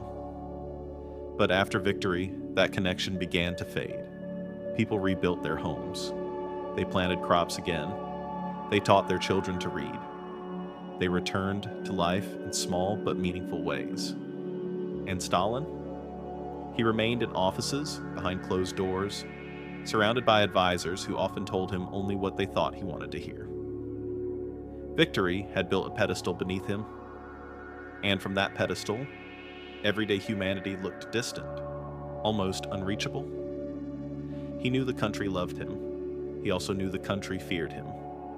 And between love and fear lies a silence few leaders can interpret clearly. Sometimes Stalin looked out from the balconies of government buildings, watching people move through streets slowly returning to normal. He saw mothers carrying groceries, children playing near public fountains, farmers bringing produce into the city markets. These simple scenes should have brought him comfort. Instead, they brought him a quiet ache, a reminder of a life he had never truly known and would never truly return to. The more the world rebuilt itself, the more alone he felt within it. The rise of suspicion. Again, peace did not quiet the cautious part of Stalin's mind. If anything, it made it louder. In wartime, suspicion had felt justified, even necessary. In peace, it became harder to explain, yet impossible for him to dismiss. He worried about foreign powers, fearing alliances that might threaten the Soviet Union's hard-won position. He worried about internal critics, seeing disagreement as a spark that could reignite chaos. He worried about old comrades, some of whom had grown admired during the war. He worried, above all, about losing control. In the long, dimly lit evenings, reports piled up on his desk. Political updates, economic forecasts, intelligence briefings. He read each one slowly, searching for patterns, searching for signs, searching for dangers that might not yet have names. He trusted few. He confided in fewer. And so the circle around him tightened once again, not because others withdrew, but because he pushed the world away. The cold silence in his inner world peace had given the Soviet Union room to breathe, but it gave Stalin room to reflect. And reflection was something he had long avoided. For the first time in years, he felt the stillness of life slowing down. Meetings became less urgent, nights became quieter. The frantic pace of war gave way to the slow, deliberate pace of rebuilding. In that quiet, memories resurfaced. He remembered Gori, its narrow streets, its winter winds, its small church where choirs once filled his childhood with sound. He remembered the seminary, the discipline, the doubts, the sense of being trapped.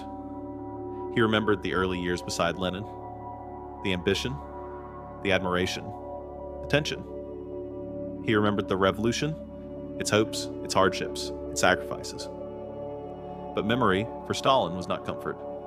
Memory was assessment. And assessment often led him back to the same conclusion. He had survived because he had trusted no one. And to continue surviving, he must maintain that distance. Even after victory, the world did not feel safe. Victory had not erased vulnerability. It had merely changed its shape.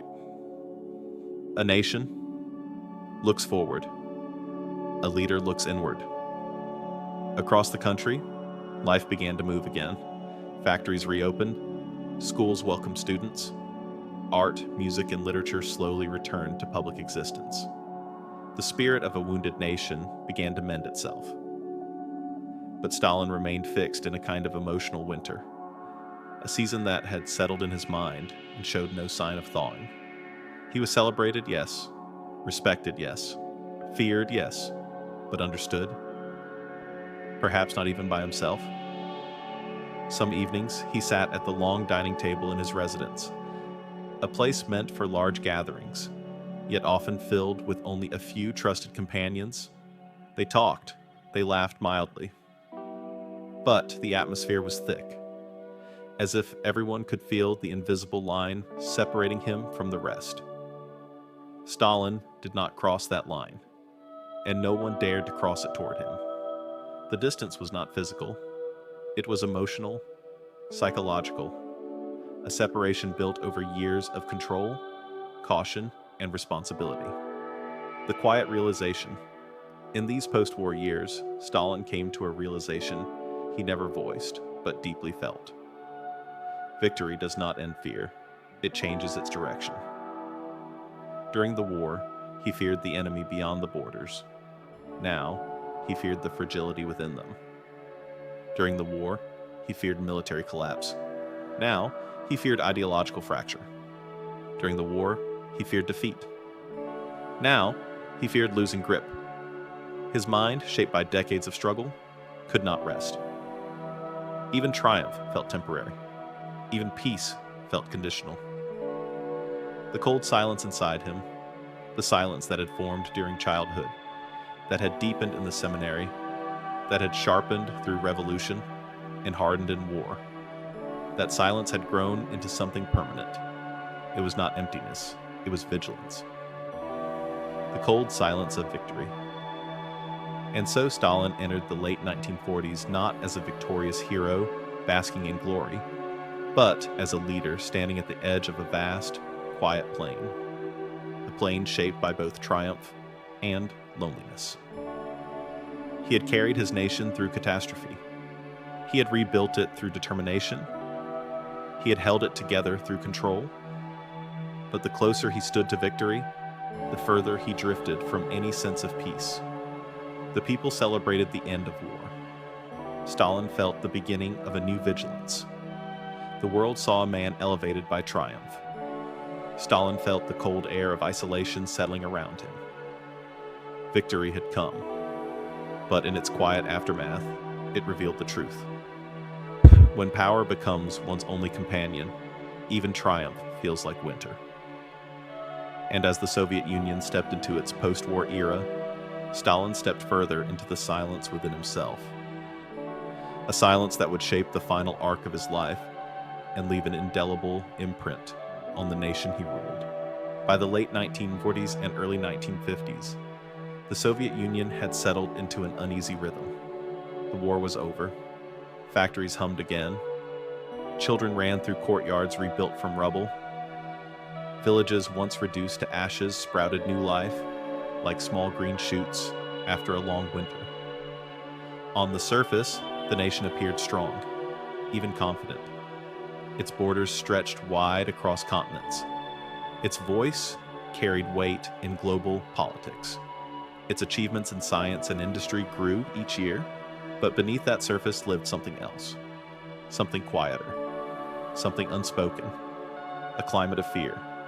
Not loud fear, not chaotic fear, but a fear woven into daily life so deeply that it became almost invisible, like a cold mist settling across the land, unnoticed until it touches the skin. This was the era when Stalin's internal world, shaped by suspicion, isolation, and vigilance, slowly became the external world his country lived in, the weight of watching eyes. In the post-war years, Stalin believed vigilance was essential. The nation had survived too much to risk instability. Enemies, he felt, were not always outside. Sometimes they were within. And so the Soviet state became watchful, very watchful.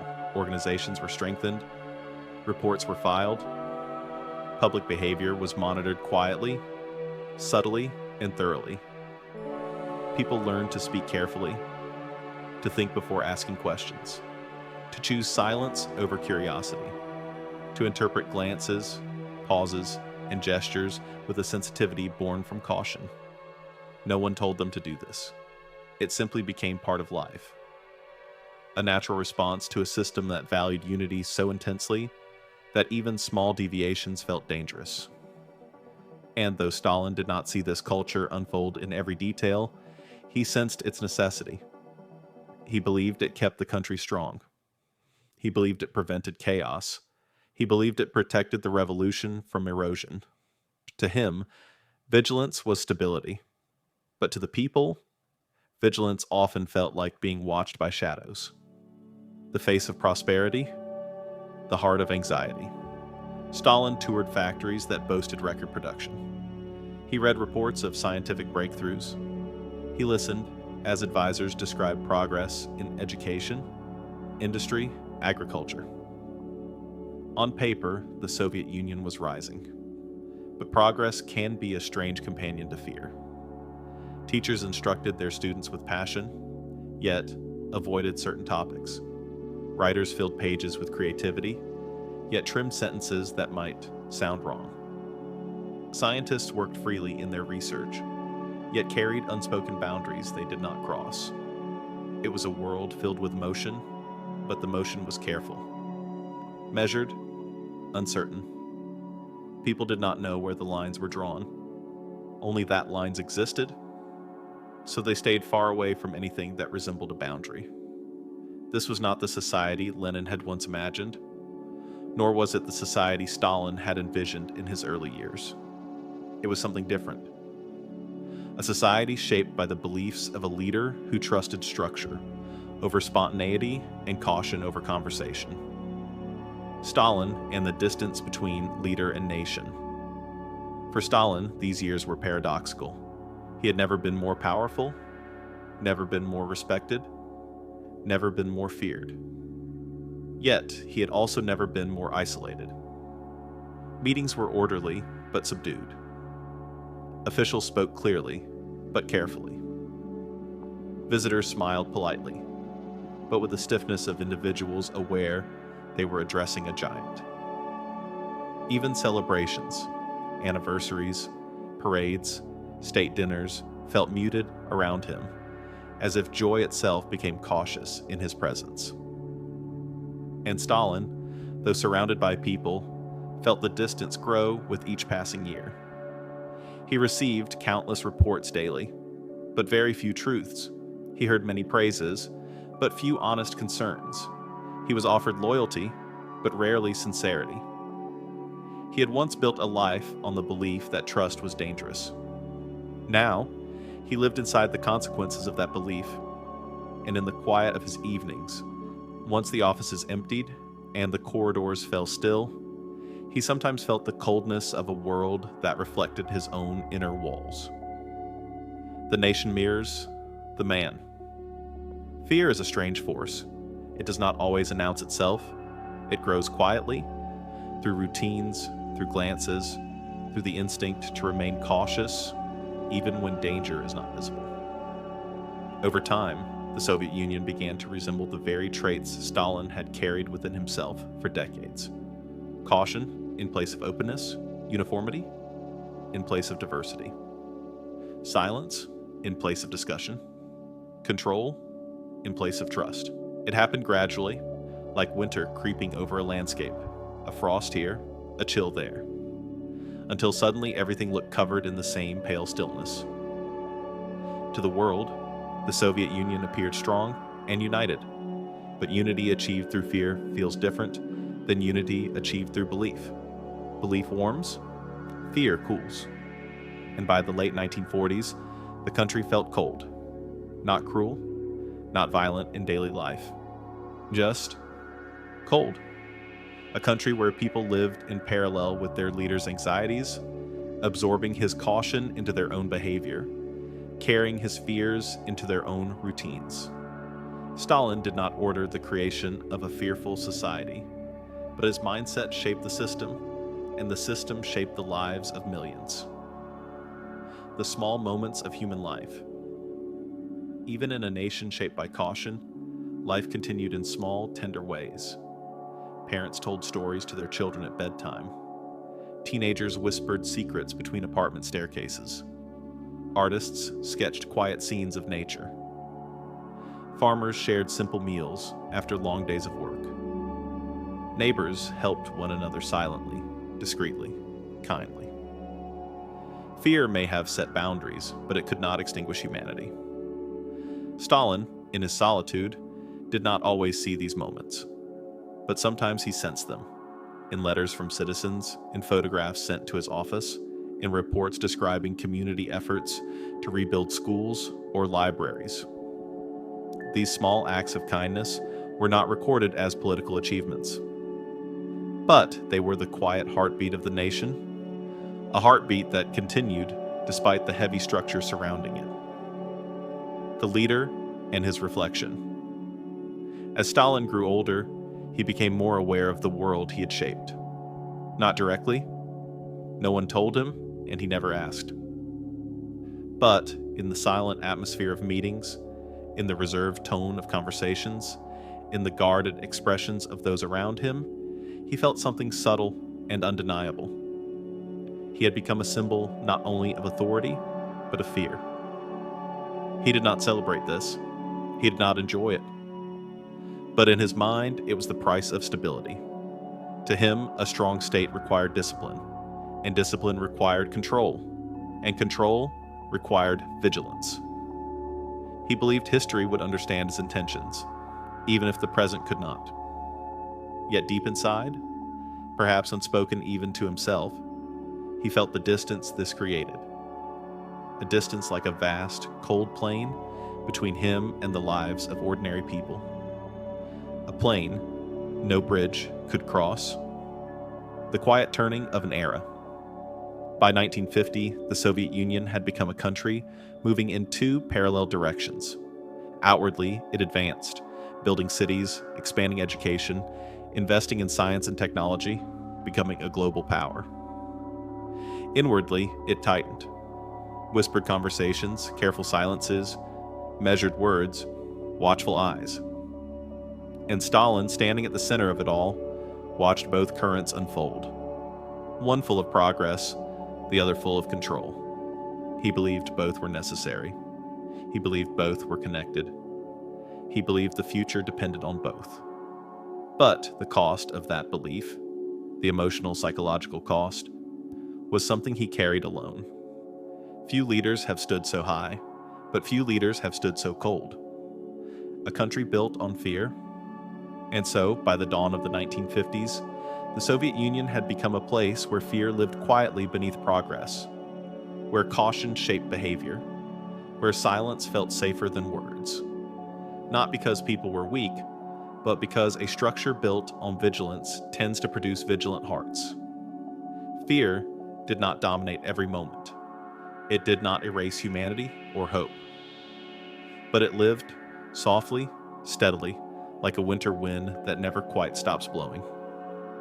And Stalin, the leader who trusted no one, had built, without fully intending to, a nation that trusted only what was certain, predictable, and safe to say aloud. A country built on fear is not a country without strength. But it is a country where warmth hides beneath layers, where truth speaks in whispers, and where the silence between people is sometimes louder than their words. This was the Soviet Union in the twilight of Stalin's life.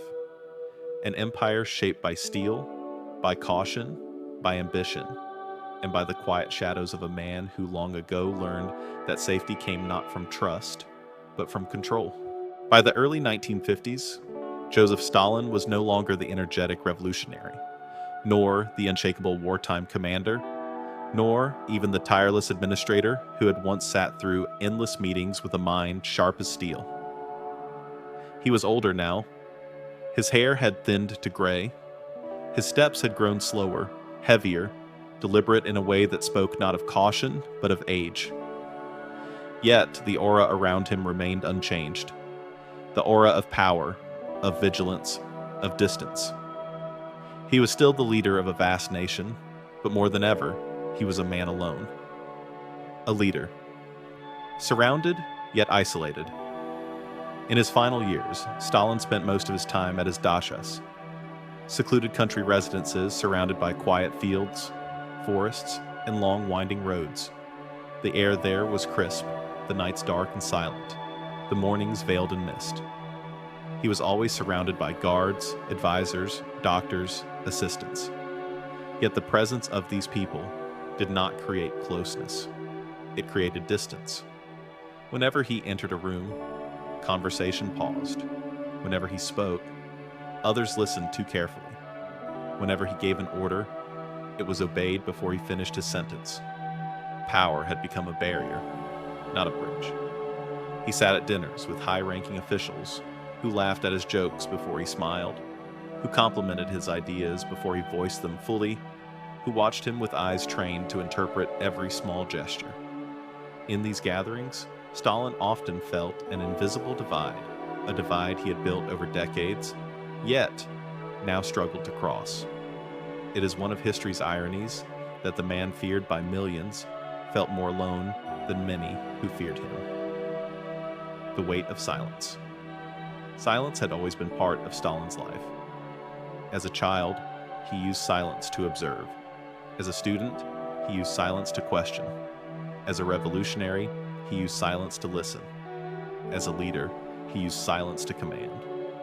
But in his final years, silence changed its character. It no longer felt like a tool, it felt like a companion.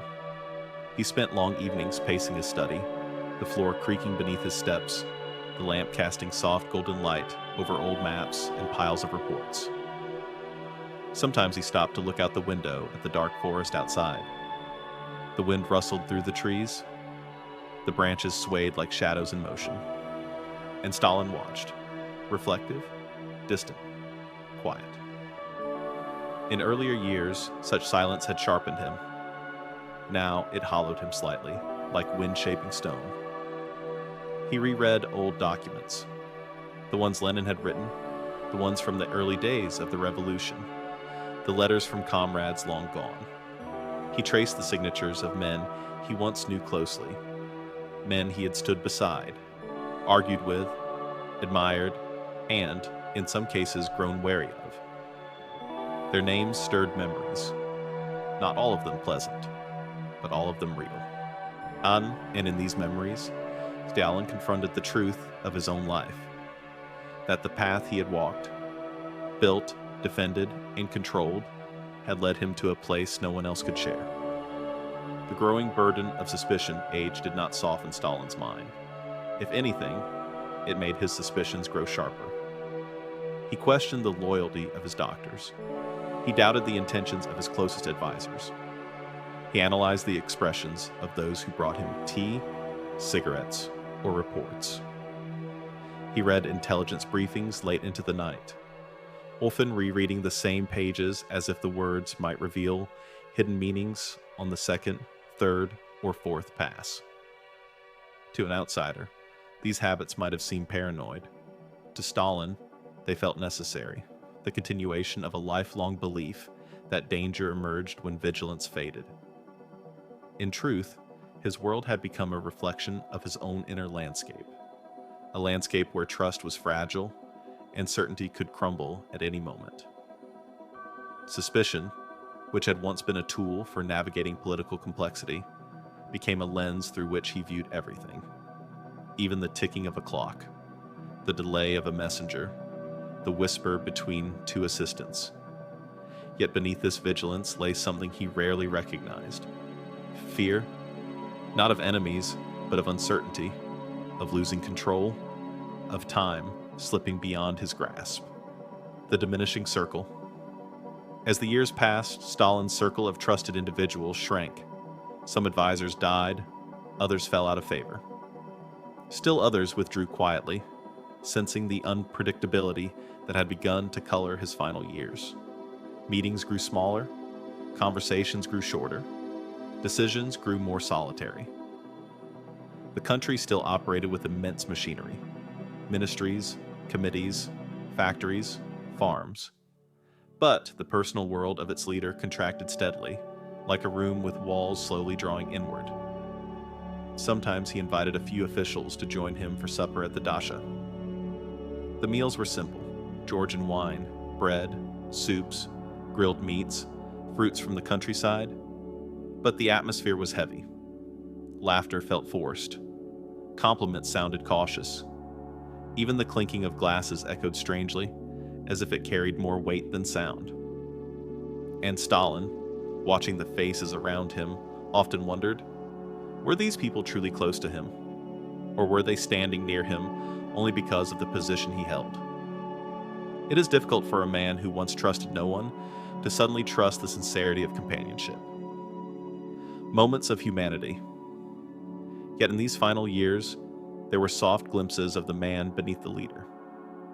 Sometimes he asked for old Georgian songs to be played, music from his childhood, tunes that reminded him of a world before influence, before suspicion, before power. He would close his eyes, tapping his fingers lightly on the table, allowing the melodies to wash over him like echoes from a distant life. Sometimes he read poetry, verses about mountains, rivers, lost love, and time. Poems that spoke not of ideology, but of human longing. Sometimes he watched his daughter, Svetlana, with a mixture of pride and sorrow. Pride in the life she represented, sorrow in the distance his own choices had created between them. These moments were brief, and he rarely spoke of them. But they revealed something profound. Even the most formidable figures carry quiet corners of tenderness that the world never sees. The body that betrays the will with age came frailty. Stalin's hands sometimes trembled slightly. His walking pace slowed. His voice, though still commanding, grew rougher, quieter. He began taking longer to rise from chairs. He paused more often when climbing stairs. Small tasks that once felt effortless now required deliberation. For a man who believed strength was the core of leadership, this physical decline felt like betrayal. He did not admit it. Not to his doctors, not to his guards, not even to himself.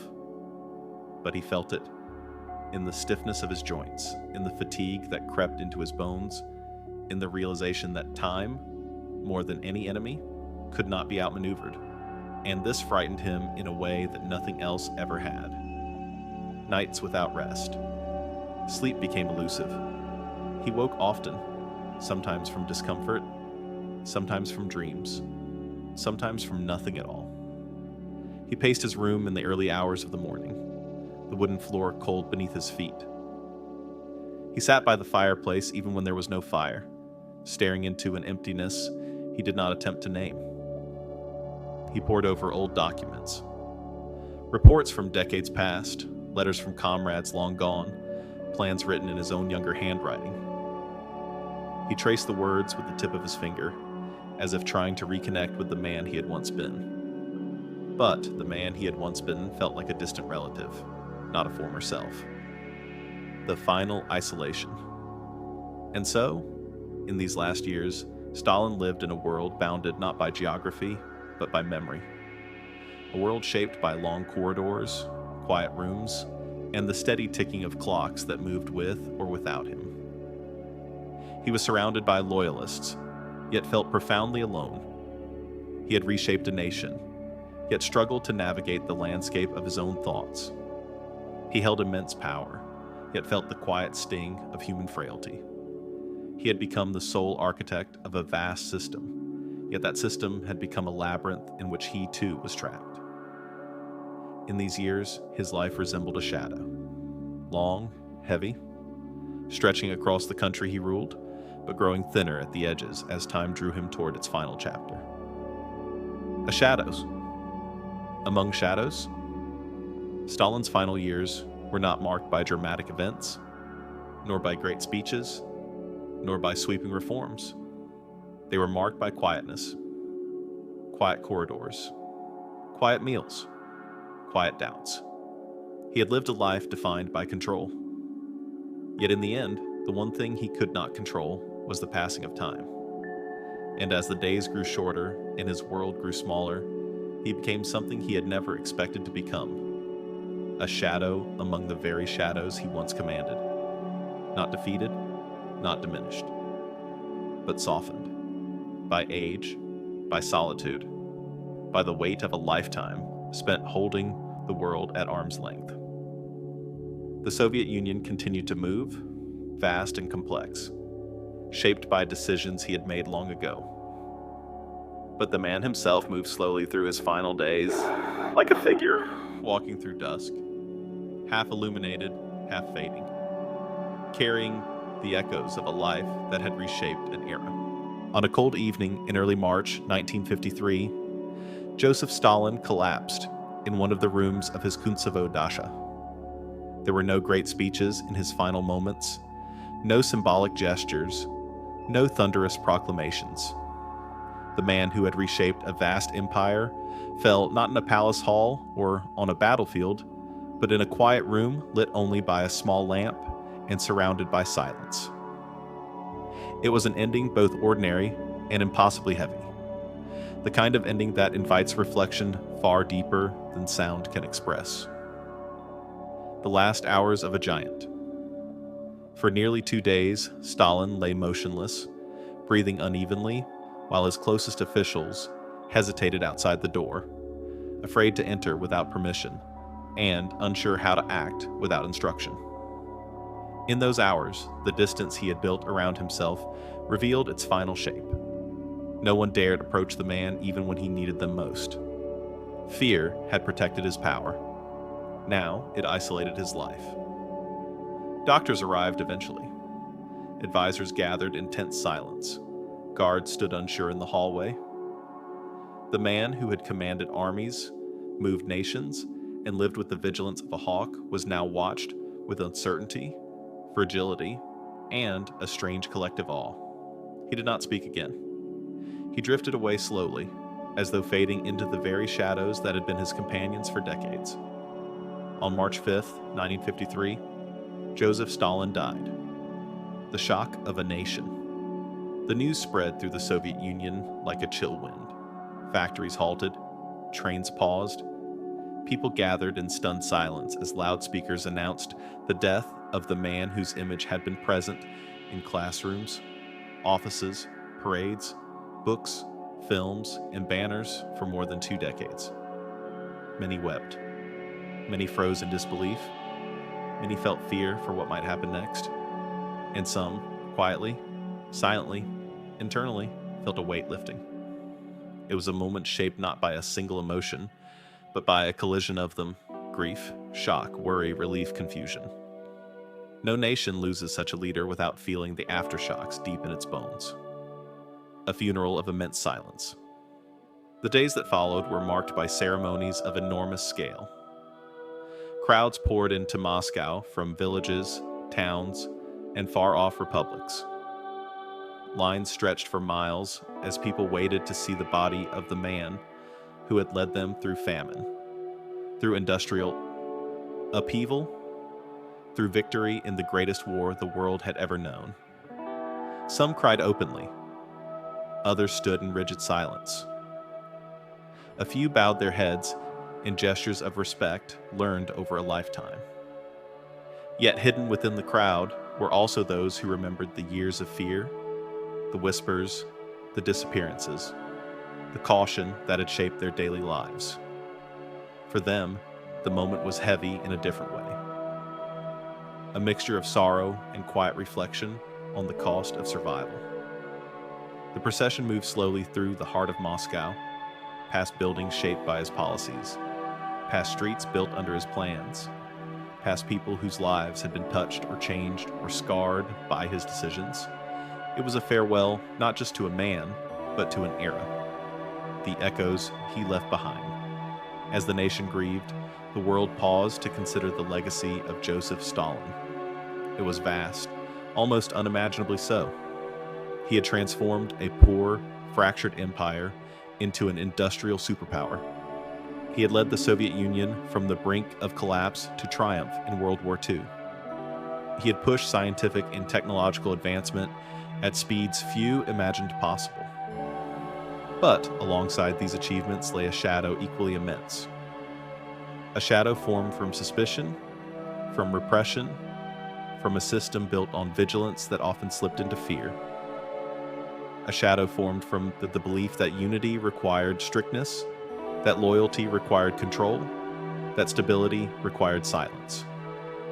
The Soviet Union he left behind was strong, but also scarred. His legacy was not a single story. It was two stories woven together. The story of a nation built from determination and suffering, and the story of a leader whose own fears shaped the world he created. The man behind the monument.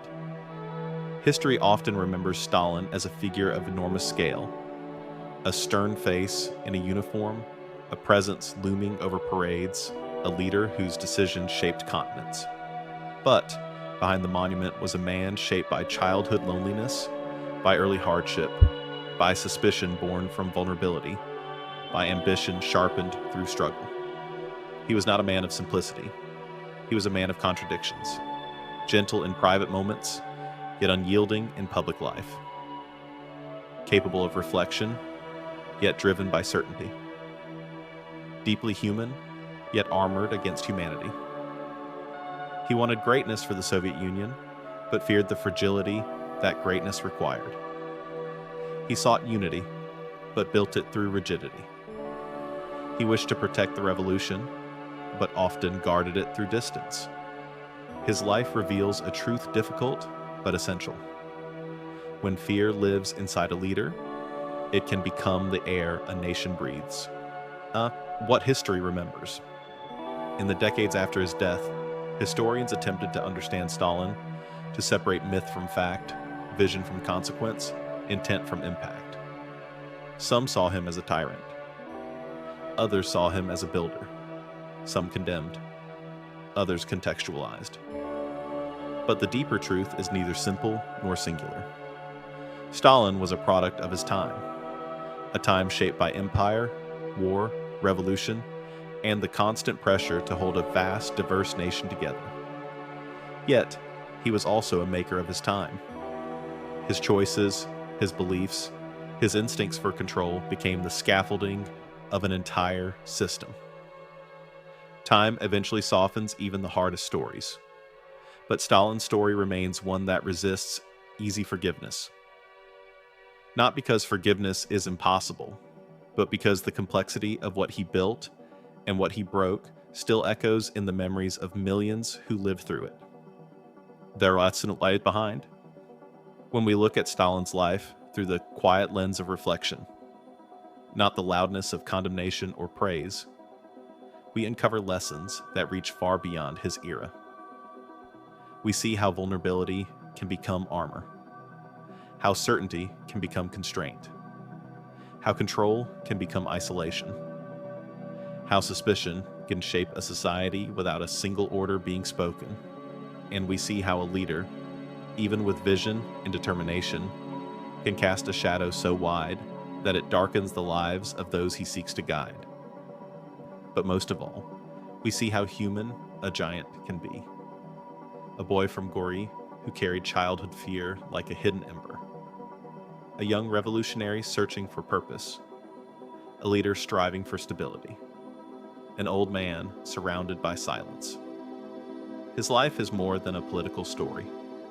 It is a story about ambition, about fear, about loneliness, about the consequences of absolute control, and about the fragile human heart that beats beneath even the hardest exterior. A legacy that cannot be forgiven and cannot be forgotten. In the end, Stalin's legacy is not a lesson in greatness or a lesson in condemnation. It is a lesson in complexity. A lesson that reminds us how power can reshape a nation and reshape the person who holds it. A lesson that reminds us how deeply human emotions, fear, pride, longing, certainty, can influence history in ways that endure long after a leader is gone. Forgiveness may not fit this story, but understanding does. And as we look back through the long, quiet corridors of his life, one truth stands out. History is written not only by the deeds of great men, but by the shadows they leave behind.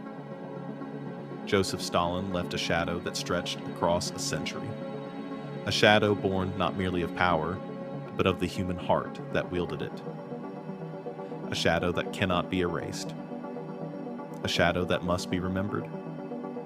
A shadow that teaches quietly what must never be repeated.